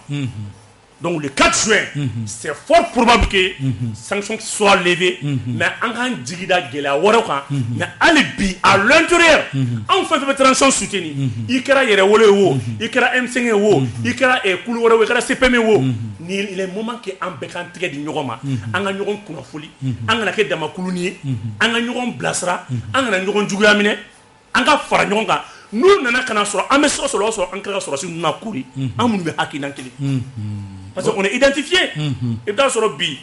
ni a fɔra ko Boumabel y'a fɔ Dirisa Mɛmɛ ta b'a bila kunna Boumabel kɔni ka kuma jugu fɔ transition ma nin waati in na a bɛ ban ne la n'a fɔra ko OMT ne b'a bila kunna OMT kɔni bɛ se ka fili mais ka kuma jugu fɔ transition ma nin waati in na a bɛ ban ne la fo n'a sɔrɔ dans le contraire b'a bolo donc mɔgɔw bɛ ɲɔgɔn dɔn quoi ni ɲɛ ka kalan an n'an tɛ yala ɲɔgɔn fɛ an n'an tɛ kulu kelen kɔnɔ mais an ka kulu kelennaw ye kelen donc an ka information partager ɲɔgɔn cɛ an k'an tɛgɛ di ɲɔgɔn ma an kɛ kulu kelen kabini sisan an k'an jɔ embargo leveli tɛ ko bannen dɛ hali bi ni ko bɔra kɔnɔ an k'an sigi n'a bɛɛ wa an ka wuli k'an jɔ n'a bɛɛ tabarikala Mɛmɛnta le 4 oui e b'a ye cogo di Boumabel y'a bila yɔrɔ min na n b'a ta ye c'est-à-dire an k'a kɛ Che Guevara ninnu n'u ka gɛrɛnadenw ye quoi n'an diminen don ɲɔgɔn kɔrɔ an bɛ da sɔgɔ ɲɔgɔn da la an bɛ ɲɔgɔn ci fo k'an lafiya n'an tilala an b'an ka guloki don an bɛ bɔ an bɛ ɲɔgɔn tɛgɛ minɛ an bɛ taa n'an y'a kɛ ten CEDEAO tɛ se ka foyi k'an na et c'est ce qui est bien an bɛ waati min na sisan parce que an ka fara ɲɔgɔn kan i ko an ka kɛlɛ quoi mais a b'a jija n'a b'a ka kɛlɛ kɛ a ka dogo jama la a k'aw ka kɛlɛ kɛ aw kana aw yɛrɛ di mɔgɔw ma CEDEAO ka ni sanction vous savez aye analyse bakela munu kumbe o la mitlen a fɔ mɔgɔ ye ngo tubabu fɛ génération mon b'u bolo sano c'est une génération paresseuse salabagatɔ do génération salabagatɔ do u ma kalan kosɛbɛ u ka faamuyali man jan olu nana sɔrɔ u mɔkɛw n'u bɛnbakɛw ye baara dɔ kɛ ka bila k'anw minɛ k'anw bila sansara dɔ kɔnɔ ni ɲinini dɔw ye olu yɛrɛ ma ɲinini kɛ quoi donc u continuera ka baara kɛ o la ifri ko u yɛrɛ ka institution dɔ do ko France bɛ ka baara kɛ ni système min ye ni o ye de Gaulle ka système ye o ka système min sera jɔ ye ko n'u continuera ten u bɛ bin quoi parce que jateminɛw tun ye jumɛn an ka embargo sigi ninnu kan hali n'an yɛrɛ b'a dɔn ko fɛn kɛta tɛ n'an y'a embargo sigi u kan u tɛna ku n'u m'a ku bɛna segin anw ma et embargo y'a yira u la k'a fɔ ko embargo tɛ solution ye a ye solution dɔrɔn tɛ dɛ ko nous sommes un peuple insoumis embargo y'o yir'u la quoi an tɛ sɔn jɔnmaya ko an tɛ sɔn jɔnmaya ma quoi ko an bɛ kɔngɔ fɛ ni bamananw b'a fɔ ko n bɛ kɔngɔ fɛ ni yawansi ka n balo ye quoi ko an bɛ kɔngɔ fɛ ni mɔgɔ sugu dɔw k'an balo ye o embargo ye o yira u la filanan a ye jumɛn yira u la tuguni embargo y'a yira u la k'a fɔ ko u ye embargo ta ka Mali min sɛgɛrɛ a ye gɛlɛya min da olu kan a m'o hali o jaga da Mali kan o de la waati ni kɛra Macky Sall ye janfa kɛ k'a dɛn a bɛ to ka sufɛla fɛ u bɛ fɛn dɔ kɛ fo CEDEAO yɛrɛ drone taara a sɔrɔ a ka camion minnu bɛ frontière la dɔ bɔra a la voilà donc u y'a ye k'a fɔ ko gɛlɛya min n'u tun bɛ fɛ ka ta ka Mali sɛgɛrɛ a gɛlɛya a juguyara olu de ka fan fɛ a sabanan ye jumɛn u y'a ye k'a fɔ o de la ni ye Mamadi Fati ka kunasini peut-être a ka déclaration introductive la Union africaine ka kɛnɛ kan a ko Moussa Faki ka déclaration introductive a ko falenfalenniw kɛra kɔsɛ na kosɛbɛ fangaw yɛlɛma cogo la minnu t'a kɛcogo ye u b'a fɔ ko changement inconstitutionnel c'est-à-dire coup d'état minnu ni fɛn minnu ko o kɛra sababuya ye ko surtout anw fɛ yan nɔ ko ɲangili taara ka jamana dɔw sɛgɛrɛ ko o ɲangili ninnu ye fɔɲɔgɔnkoyaba don organisation kɔnɔna na kelen ko wa fana ko o tilala ka kɛ sababu ye tuguni ko k'a yira k'a fɔ ko hali instrument min tun b'o olu bolo ni fɛn ninnu kama ko instrument ninnu kan k'u sigi ka hakili jagabɔ yɛrɛ kɛ ni instrument ninnu s'ils sont efficaces ou pas embargo y'a yira CEDEAO ni Union africaine yɛrɛ la k'a fɔ ko u yɛrɛ bɛ deli ka coup d'état ninnu traité cogoya min na ko o t'a traité cogo ye donc k'u ka fura wɛrɛ ɲini a la parce que olu bɛ deli k'a traité cogo di coup d'état fanga falenna yen fɛ bon ninnu ni américains ka di bon ninnu ni faransi ka di bon o ka ɲi bon a kɛra yen fɛ bon ninnu ni faransi man di u ni américains man di o man ɲi o ti bɛn ou bien Makɔrɔ b'i sigilen to le 6-7 Union africaine ɲɛmaa yɛrɛ de ka kuma ye awɔ a commission ɲɛmɔgɔ de ka kuma filɛ nin ou bien Makɔrɔ b'i sigilen to k'a fɔ ko ko bon n bɛna Ghana président wele k'a fɔ a ye ko Mali RFI ni France 24 gɛn k'a ka taa tɛgɛ ci u ɲɛ kan u bɛna tɛgɛ ci Mali ɲɛ kan donc u y'a ye k'a fɔ ko olu yɛrɛ bɛ ka baara in kɛ cogo min na Mali situation y'a jir'u la k'a fɔ ko o yɛrɛ t'a kɛ cogo ça marche plus donc n'u taara u sigi les 4 u bɛ na mun kɛ o la bi moi je me suis posé la question ko est-ce que Union africaine bɛ fɛ ka CEDEAO abandonner en plein vol là mais n'o tɛ Union africaine ye CEDEAO ka sanction ninnu entériné u ka sommet sen fɛ ko CEDEAO ye sanction minnu ta Mali kama k'olu b'a la u ka taa n'a ye bi n'olu yɛrɛ nan'u sigi k'o fɔ ko tiɲɛ yɛrɛ la ko in bɛ ka taa cogo min na ko nin t'a fura ye donc ça veut dire k'a kun bɛnna min ka kunu bi ko wɛrɛ bɛ fɛ ka don parce que u ka sommet sen fɛ a kɛra sababu ye ka malaise caman de bɔ k'a yira kɛnɛ kan jamana baden de y'a yira k'a fɔ ko faransi bɛ ka min kɛ farafinna k'u ti jɛra président baden de y'a fɔ kɛnɛ kan faransi bɛ ka min kɛ k'olu tɛna jɛn n'a ye ka jamana wɛrɛ k'i to fɔ yɔrɔ jan fɛ ka na fɔ k'u bɛna u da don an ka kow la k'a fɛ donc vu que CEDEAO yɛrɛ nin bɛɛ faamu déjà o CEDEAO a bɛ na mun kɛ sisan a bɛ n'a yɛrɛ ɲini de kɛ o yɛrɛ ɲini bɛna kɛ cogo di o de la i b'a ye ni ko gɛlɛyara ka se niveau sugu dɔ la i b'a sɔrɔ adamaden min yɛrɛ bɛ yen nɔ fɔlɔ ale yɛrɛ bɛ ka obstacle ye fɔlɔ quoi n'o ye Goodluck Jonathan ye par exemple ni situation politique fɛrɛkɛra ka se niveau sugu dɔ la sisan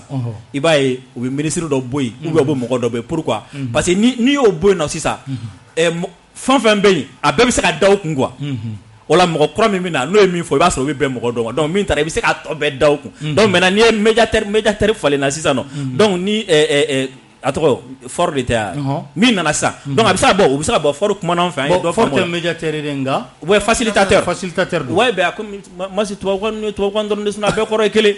facilitateur kɔrɔ jumɛn ko ka ko nɔgɔya médiateur kɔrɔ jumɛn ko ka kuma ni ɲɔgɔn cɛ a ka bɛn kɔni ye ka ko nɔgɔya donc a bɛɛ ye kelen quoi donc maintenant o kuma ye jumɛn parce que u k'a ma u yɛrɛ de k'a ma ko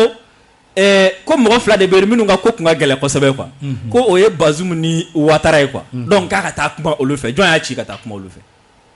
u yɛrɛ dama ni ɲɔgɔn cɛ président tɛ parce que u yɛrɛ ɲɛ b'a la tiɲɛ yɛrɛ la an ka nin ko in jɔ ta n'an m'a jɔ ta a bɛna kɛ fɛn sugu wɛrɛ ye an bolo kan parce que Masi o de la Masi Ala ye ko ninnu fɔ ka ban o de la kuranɛ kɔnɔ ko innamal usri yusra Masi an tɛ karamɔgɔ ye dɛ ko nka ko gɛlɛya ni nɔgɔya ko ɲɔgɔn t'a la don ko quand l'avancée devient dure là c'est les durs avancent Masi fo gɛlɛya dɔ k'i sɔrɔ i k'a dɔn k'i yɛrɛ ye cɛ ye ni c'est-à-dire CEDEAO ka sanction ye Maliens yɛrɛ y'a ye bi jaa k'a fisayara an ma parce que ni CEDEAO tun b'an sanctionné ta an filɛ nin ye danko min na an tun tɛ se ta ni CEDEAO tun b'an sanctionné an filɛ nin ye ka munumunu ka ɲɛsin partenaire dɔw ma bi peut-être an tun bɛ se ka saliya dɔ kɛli la ni CEDEAO yɛrɛ tun b'an sanctionné diɲɛ yɛrɛ filɛ nin ye ka Mali kanu k'a kɔkɔrɔ don bi cogoya min na a kun na kɛ ni CEDEAO yɛrɛ tun b'an sanctionné an tun bɛ k'a fɔ ko France ye farafinna problème ni mɔgɔ tun tɛ k'a ye CEDEAO yɛrɛ ka sanction y'a jira diɲɛ bɛɛ la ko c'est la France qui est derrière tout ça. O kɛra sababu ye i y'a ye Sud-Africains bɔra France contre la mun na parce que CEDEAO ka sanction nana donc le 4 an bɛ se k'an sigi n'a ye k'a fɔ ko sanction in a bɛ wuli deuxièmement maintenant ni sanction wulila Masi an kan ka mun fɔ ni sanction wulila an kan ka mun de kɛ o kɔfɛ est-ce que ni sanction wulila de an kan k'an bolo jigin o la Bumabel y'a fɔ sisan nɔ n ko ni sanction wulila sisan an man kan tɛ k'an bolo jigin an kan ka dɔ fara surveillance kan ka dɔ fara baara kan ka dɔ fara cɛsiri kan parce que ni mɔgɔ bɛ kɛlɛ la comment dire là c'est comme si allemand ye min kɛ français la droit de guerre quoi i m'a fɔ ma a tigi k'a bila kunna ko kɛlɛ banna surtout yɛrɛ hakilila mina na sira min fɛ bon i bɛ taa bɔ n'a ye sira wɛrɛ fɛ u t'a bila Masi français kɛlen don ka don mɔgɔ wɛrɛw kan ambassadeur minnu bɛ yaala la Bamako kɔnɔ hôtel la avec des valises pleines de billets ambassadeur awɔ jamana wɛrɛ ambassadeur avec des valises pleines de billets an ka jamana kɔnɔ yan jamana ɲɛmaaw b'o kalama u b'a kalama u bɔra kalama fɛɛrɛw bɛ ka tigɛ Masi olu bɛ k'o kɛ mɔgɔ wɛrɛw bɛ ka fɛn wɛrɛw kɛ ka ɲɛsin jamana ma o de la Masi halisa an ka continuer mɔgɔ de bɛ yen nɔ k'u ka ligne ye kelen u ka vision ye kelen Mali ko in na u ka continuer k'u tɛgɛw di ɲɔgɔn ma n y'a daminɛ n'o de Masi ko ni ko mɔgɔw ka fara ɲɔgɔn kan ko dɔ ka don gasi la dɛ mɔgɔw gasi an ka se k'a ku parce que an bɛna na phase min daminɛ sisan nɔ o ka gɛlɛn kosɛbɛ parce que i ni jugu bɛ ka ɲɔgɔn affronter waati min na quoi Masi o man gɛlɛn o parce que i b'a dɔn a bɛna na fɛn dɔ k'i la e yɛrɛ b'a dɔn i bɛna na fɛn dɔ kɛ a kunbɛn mais waati min na ni a y'a sigi e t'a dɔn a bɛna na mun de kɛ sisan o de ye waati min na vigilance kan ka bonya kosɛbɛ donc an ni CEDEAO ni ɲɔgɔn cɛ première guerre mondiale deuxième guerre mondiale a banna sigi ka fɔ la donc n'u taara u sigi ka u hakili jagabɔ k'a ye k'a fɔ ko an ka bɔ Faransi ka jɔnya la an ye Mali tɔɲɔli min kɛ an ka tɔɲɔli in dabila moi an b'a fɔ d'accord c'est bienvenu n'u y'a faamu k'a fɔ ko a tɛ se ka continuer tan u b'a fɔ c'est bienvenu u ka sanction wuli tabarikala juin kalo an bɛna don o la sisan Umar an y'a ye k'a fɔ MINUSMA ka mandat u kan ka kuncɛ ka bɛn ni o waati ye n'o y'a sɔrɔ a bɛ lakurakuraya o kuma fana kan ka fɔ MINUSMA yala an ye G5 ko kuncɛ cogo min na an ye sira di Barikani ma cogo min na yala mɔgɔ bɛ se k'i sigi ni MINUSMA fana ta ye ten yan walima an ɲɛ bɛ MINUSMA ko la cogo di d'abord Masi i b'a dɔn an bɛ tagabolo min kɔnɔ sisan o ta Mali yɛrɛ yamaruya ka baara kɛ ni MINUSMA ye a bɛ format min na o tɛ Mali yɛrɛ yamaruya la cogo di ka d'a kan an bɛ bolo di ɲɔgɔn ma de la Irisiw ma mais MINUSMA bɛ cogo min na bi MINUSMA dajuru bɛ Irisiw jugu de bolo fo kuma ka fɔ a si la a bɛ jɔn bolo a bɛ Faransi ninnu de bolo i b'a ye MINUSMA nana ni bi cɛ mɔgɔ bɛ a ko kunna a ɲɛmɔgɔ bɛɛ ye Français ye fɔ Français yɛrɛ dɔ nana Maliens hakili Kidali don dɔ la k'a fɔ ko an nana capitale la n'o ye Azawadi capitale ye yarɔ mɔgɔw hakili bɔra nin fɛn o kɛra donc Musa Saleh min ye Tchadien min tun b'a ɲɛmɔgɔ la o bɛ forme min kɔnɔ bi bɛɛ ɲɛ b'o la parce que o bɛ Faransi de ka baara la bon MINUSMA fana bɛ o cogo kelen de la MINUSMA ye Faransi ka baarakɛminɛ de bon alors que bi Mali bɛ jɛɲɔgɔnya min kɔnɔ n'o ye an ni Irisiw ka tɛgɛ di ɲɔgɔn ma ye o b'a yira k'a fɔ solution min bɛ yen nɔ n'o ye tilefɛmɔgɔw ka solution ye tilefɛmɔgɔw ka solution dɛsɛra u ka fɛɛrɛ ma se ka baara kɛ an ka yɔrɔ kɔnɔ o b'a yira ka réflexion ba ma kɛ parce que depuis résolution 2087 a bɛ voté wagati min na n'o ye Cheikh Modibo taara ni résolution min Nations Unies na depuis ye Mali binna o Mali binna yen de parce que résolution in sɛbɛnna François Hollande ka position de kan premier ministre Cheikh Modibo Jara yɛrɛ sigira télé la a y'a ɲɛfɔ Maliens ye b'a ye o don kama force internationale foyi tɛ na Mali la mun tɛ na kɛ Faransi ka baarakɛden ye o de kama sɔrɔdasi min tun bɛ yen i bɛ se ka fɛn bɛɛ f'u ma mais a y'a ko a tɛ jɛn n'a ye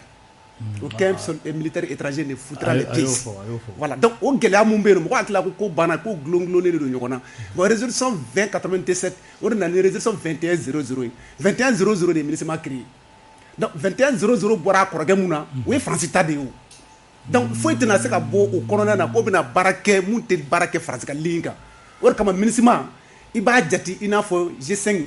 i b'a jate i b'a fɔ Barkhane faransi ka baarakɛminɛ de don a fɛn bɛɛ français bon alors que Kasiki Bilen n'i y'a ta a nature yɛrɛ Kasiki Bilen ka mission laban ye kɛlɛ de n'o tɛ u ka fɛn kɔnɔna kɛlɛ t'a la parce que Nations Unies sigira 1945 deuxième guerre mondiale bannen kɔfɛ a sinsin bere ye no more war de c'est kɛlɛ wɛrɛ tɛ kɛ nin kɔfɛ maintenant MINUSMA nakun tɛ diɲɛ yɔrɔ si la k'a bɛ kɛlɛ kɛ o de kama Congo u bɛ yen nin y'a san 60 de ye an hakili la a sigira 1962 de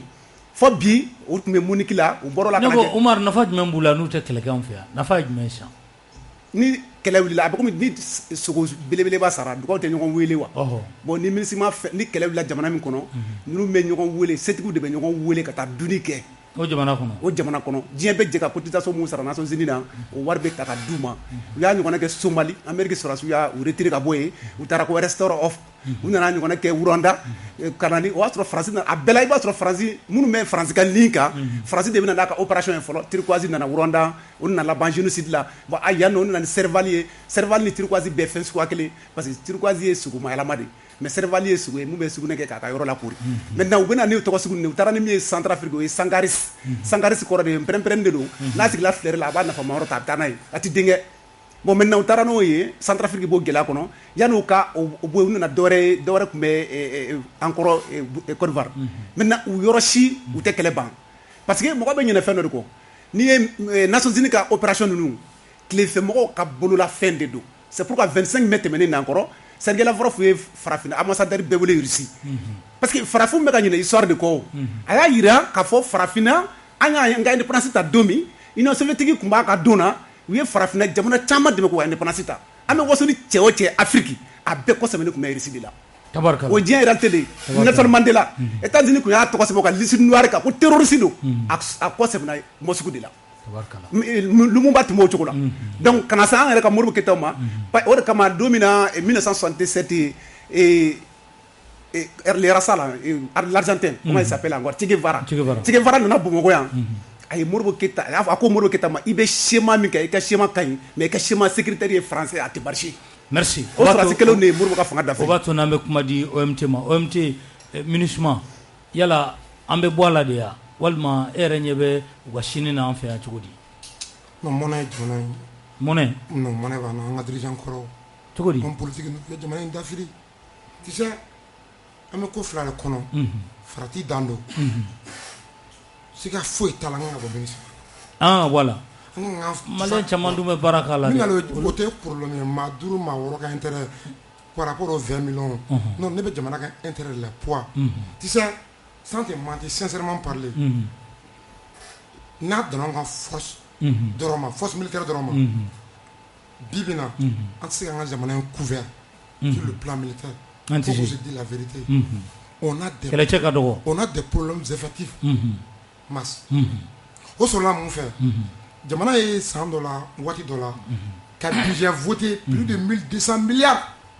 a b'a kɔnɔ pendant 5 ans an ka soldats minnu formé k'u bila u ye expérience sɔrɔ 4 ans 5 ans la d'orientation la d'orientation militaire n ka m'o de ma bi kɔn ka sɔrɔ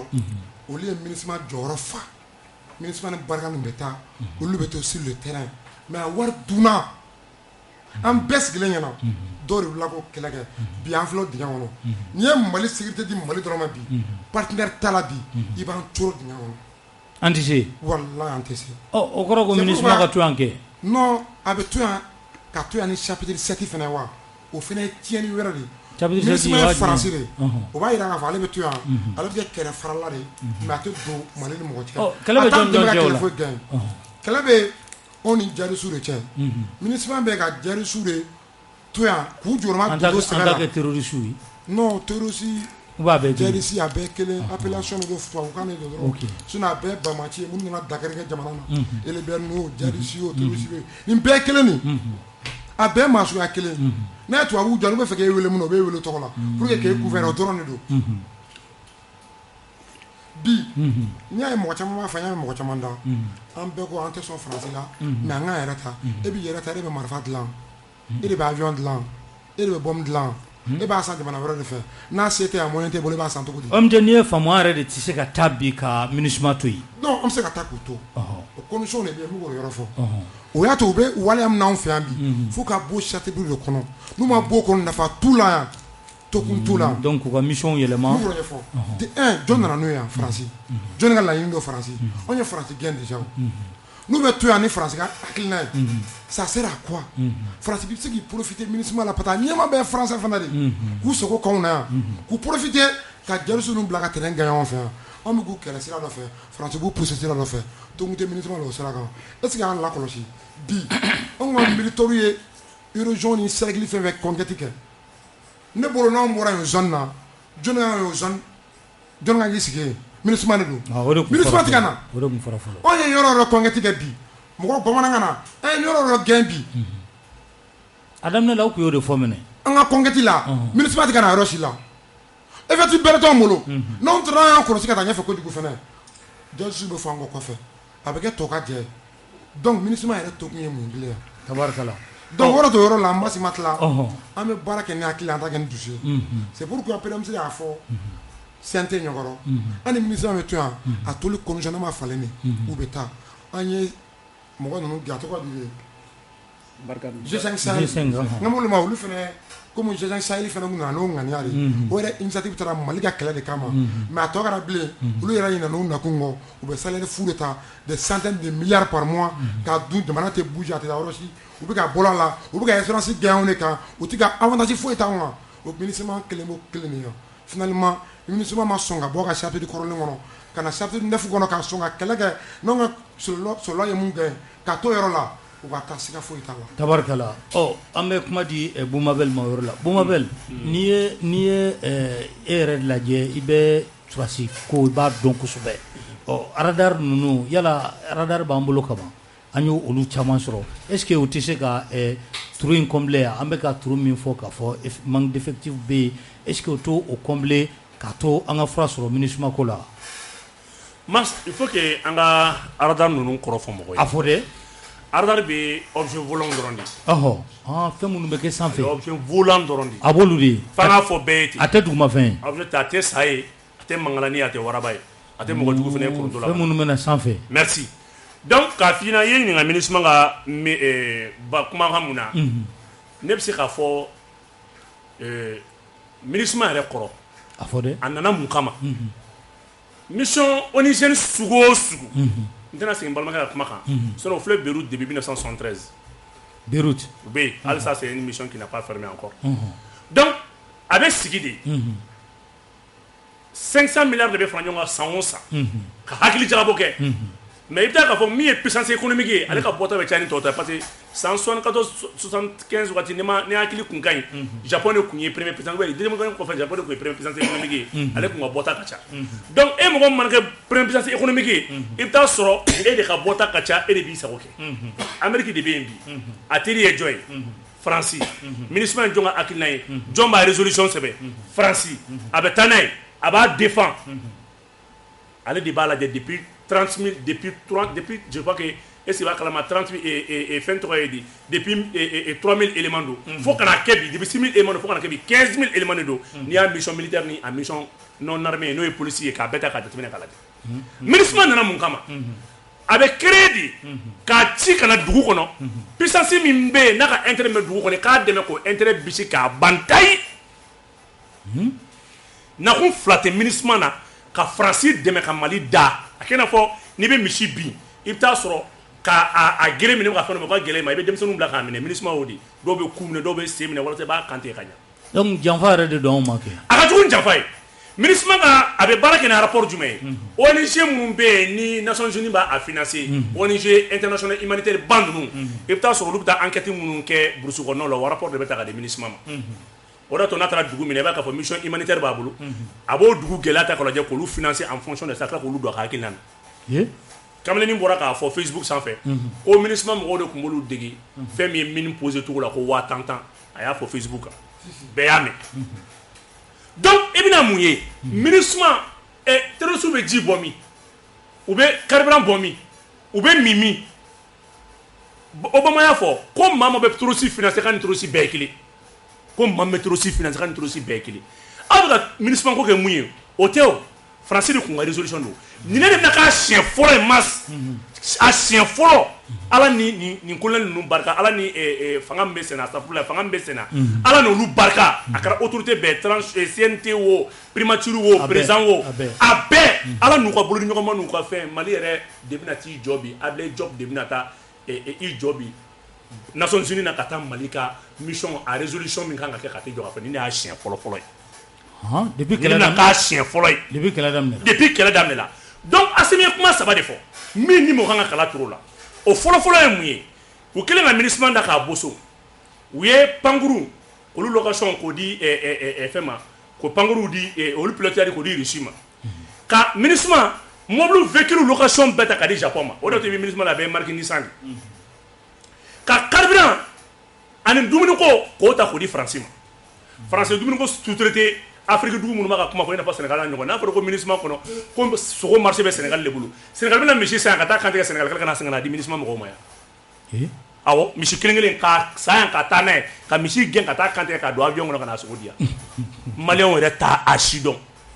donc France kelen de bɛ carburant di o de y'a kɛ i bɛ MINUSMA mobile jateminɛ i b'a sɔrɔ MINUSMA convoi bɛ ka camion dɔw transporter 20 litres bidon caman b'a kɔnɔ u bɛ taa kungo kɔnɔnaw la u bɛ taa di jɔn ma Mali armée ye kuma caman fɔ dɔ ka bɔ k'a sɔsɔ kɛ ko avion bɛ taa jigin kungo kɔnɔ ko ka taa mɔgɔw servir est-ce que tu as entendu un démenti formel au propos maintenant infondé du Mali i y'u ka Mali sɔrɔ donc k'a f'i ɲɛna MINUSMA nakun ti dɔwɛrɛ foyi ye ka na nin baara in kɛ mais u ye kuma dɔ fɔ MINUSMA na 2015 u kun y'a lajɛ n bɛ n balimakɛ ka kuma sɔnjila ye MINUSMA ka résolution min ye 2100 o b'a fɔ ko la MINUSMA a pour mission d'aider l'armée malienne à recouvrer maintenant à sécuriser les zones déjà récupérées o kɔrɔ ye mun ye ONT bɔra k'a fɔ n'an ye yɔrɔ fɛn fɛn minɛ an bɛ se ka kalifalen to MINUSMA na ka avancer a k'i hakili to la parce que n'i ye yɔrɔ lankolon bila a bɛ kɛ gɛlɛya ye mais 2015 MINUSMA kelen mission européenne dira ma k'a ka terroristes kɛ ko ka dan 10 kilomètres MINUSMA ye terroriste gɛn Kidal k'a bɔ Gawo fo Kidal cɛncɛn fo ka cɛ la k'o tununa de la a ɲɛ bɛ tasuma a yɛrɛ ɲɛ bɛ senbuguri tatɔ la k'ale maa ye i yɛrɛ du ɲɛ b'a tatɔ la 2015 2017 a ma terroriste kelen minɛ a tɛgɛ la non est-ce que nin tɛ nin juguya de yan u k'a ka mission bɔ ka mission européenne bɔ a bolo bon ni zen Assimi ko i komi MINUSMA Nations Unies de ye MINUSMA ka appui aérien di n'a bɛ kɛlɛ kɛ ka appui aérien ni renseignement di France ma anw dun ni France tɛ jɛ la o tuma na choix bɛ Mali de bolo donc an de bɛ choix kɛ sisan Mali de bɛ Nations Unies écrit k'a fɔ bɔ i komi yɔrɔ fɔlɔ MINUSMA kun mission bɛ ban olu ye Mali ka ɲininka Mali kun tɛ ɲininka France de tun bɛ ɲininka France de tun bɛ taa ka taa a ɲɛfɔ ni zen anw de bɛ ɲininka on a une autorité vraiment on a un état souverain maintenant o de tun ni autorité in kan ka fo hali n'a danna nin ma donc Ablaye Diop tɛ se ka dɔwɛrɛ fɔ koyi MINUSMA i n'a fɔ Assimi y'a fɔ cogo min na a k'a bila Mali sɔrɔsiw ka bolo kan a ka kɛ u cɛ 15,000 a filɛ nin ye ni Umaru Jara n'o ye chef d'état-major ye n'a mago bɛ cɛ 40 na a b'o ta MINUSMA na ni gendarmerie mago bɛ cɛ 100 la a b'o ta MINUSMA na ni an mago bɛ mɔgɔ min na n'an mago bɛ compétence min na an b'o ta o la k'an yɛrɛ dafa n'o ye kelen wa a bɛ marifa ci a bɛ mugu ci a bɛ mugu ci i n'a fɔ Mali sɔrɔsi a bɛ Blanco a bɛ mugu ci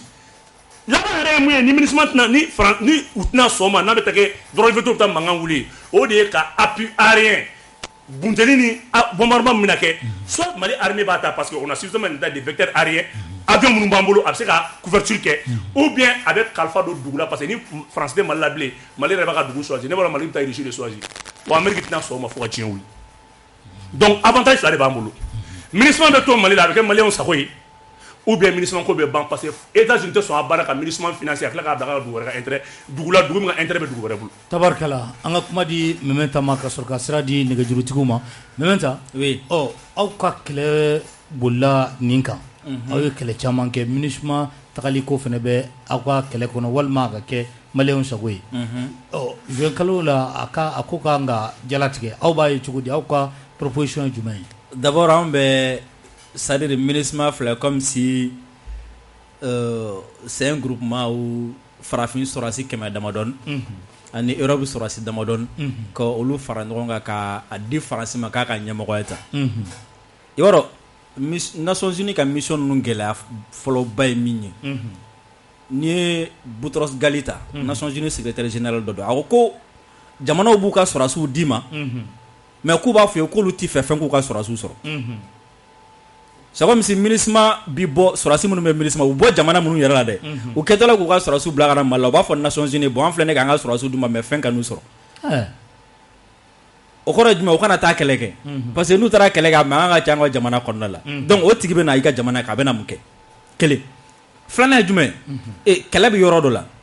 i ni mɔgɔ min bɛna fara ɲɔgɔn kan ka kɛlɛ kɛ il faut que vision kelen ni faamuya tɔgɔ ka kelen ka kɛ aw la kɛlɛ yɛrɛ la fɔlɔ kɛ wajibi o ye wajibi de ye fɔlɔ o de la i MINUSMA o G5 an'u tɛ se ka ɲɔgɔn ye mun na parce que anw bolo problème ye min ye ani olu bolo problème min ye u tɛ kelen ye anw bolo mɔgɔ min ye terroriste ani olu bolo mɔgɔ min ye terroriste u tɛ kelen ye anw bolo min ye intérêt ani olu bolo min ye intérêt u tɛ kelen ye o de la an ti ɲɔgɔn ye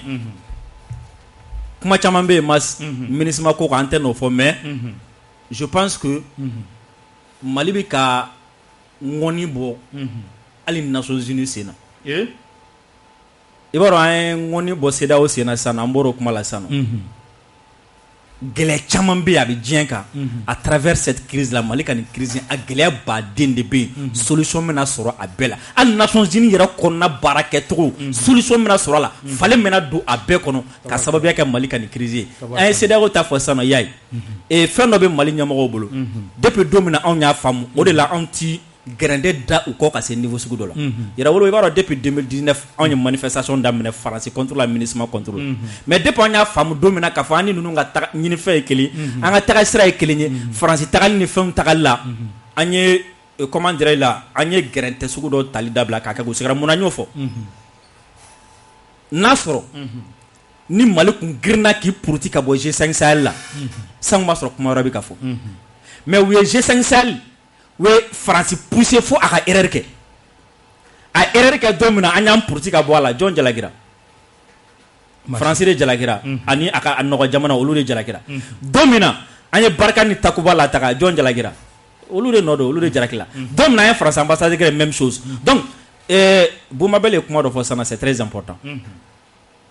MINUSMA bɛ an fɛ yan nɔ forme min na a t'an arrangé MINUSMA yɛrɛ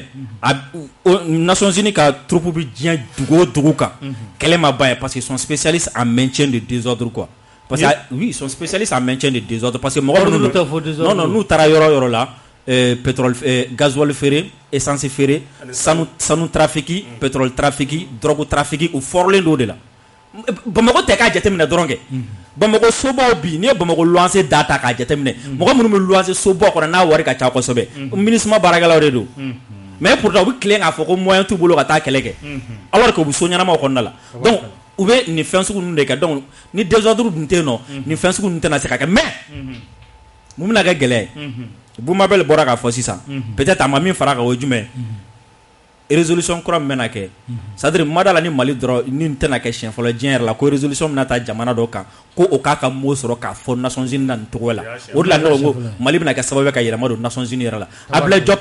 ani Choguel olu bɛ taga parce que fɔlɔ an ka premier ministre n'an ka affaires étrangères olu de tun bɛ t'u jɔ France affaires étrangères kɔfɛ mais cette fois-ci Mali premier ministre n'an ka affaires étrangères de bɛna taga ka taga fɔ min bɛ bɛn Mali ma ka taga o fɔ et fɛnba dɔ bɛ yen nɔ o ye jumɛn i b'a dɔn MINUSMA ɲɛmɔgɔ bɛ mɔgɔ min bolo bɛ France tɛ yan mas n'an b'an da suɲɛ ka kuma dɔw fɔ Irisiko kuma bɛ sɔn ka don a la dɛ k'a di Irisila ma k'a bɔsi France la k'a di Irisi ma tabarikala an bɛ nɛgɛjuru labila o kuma kan 20 20 18 65 20 20 18 65 nɛgɛjuru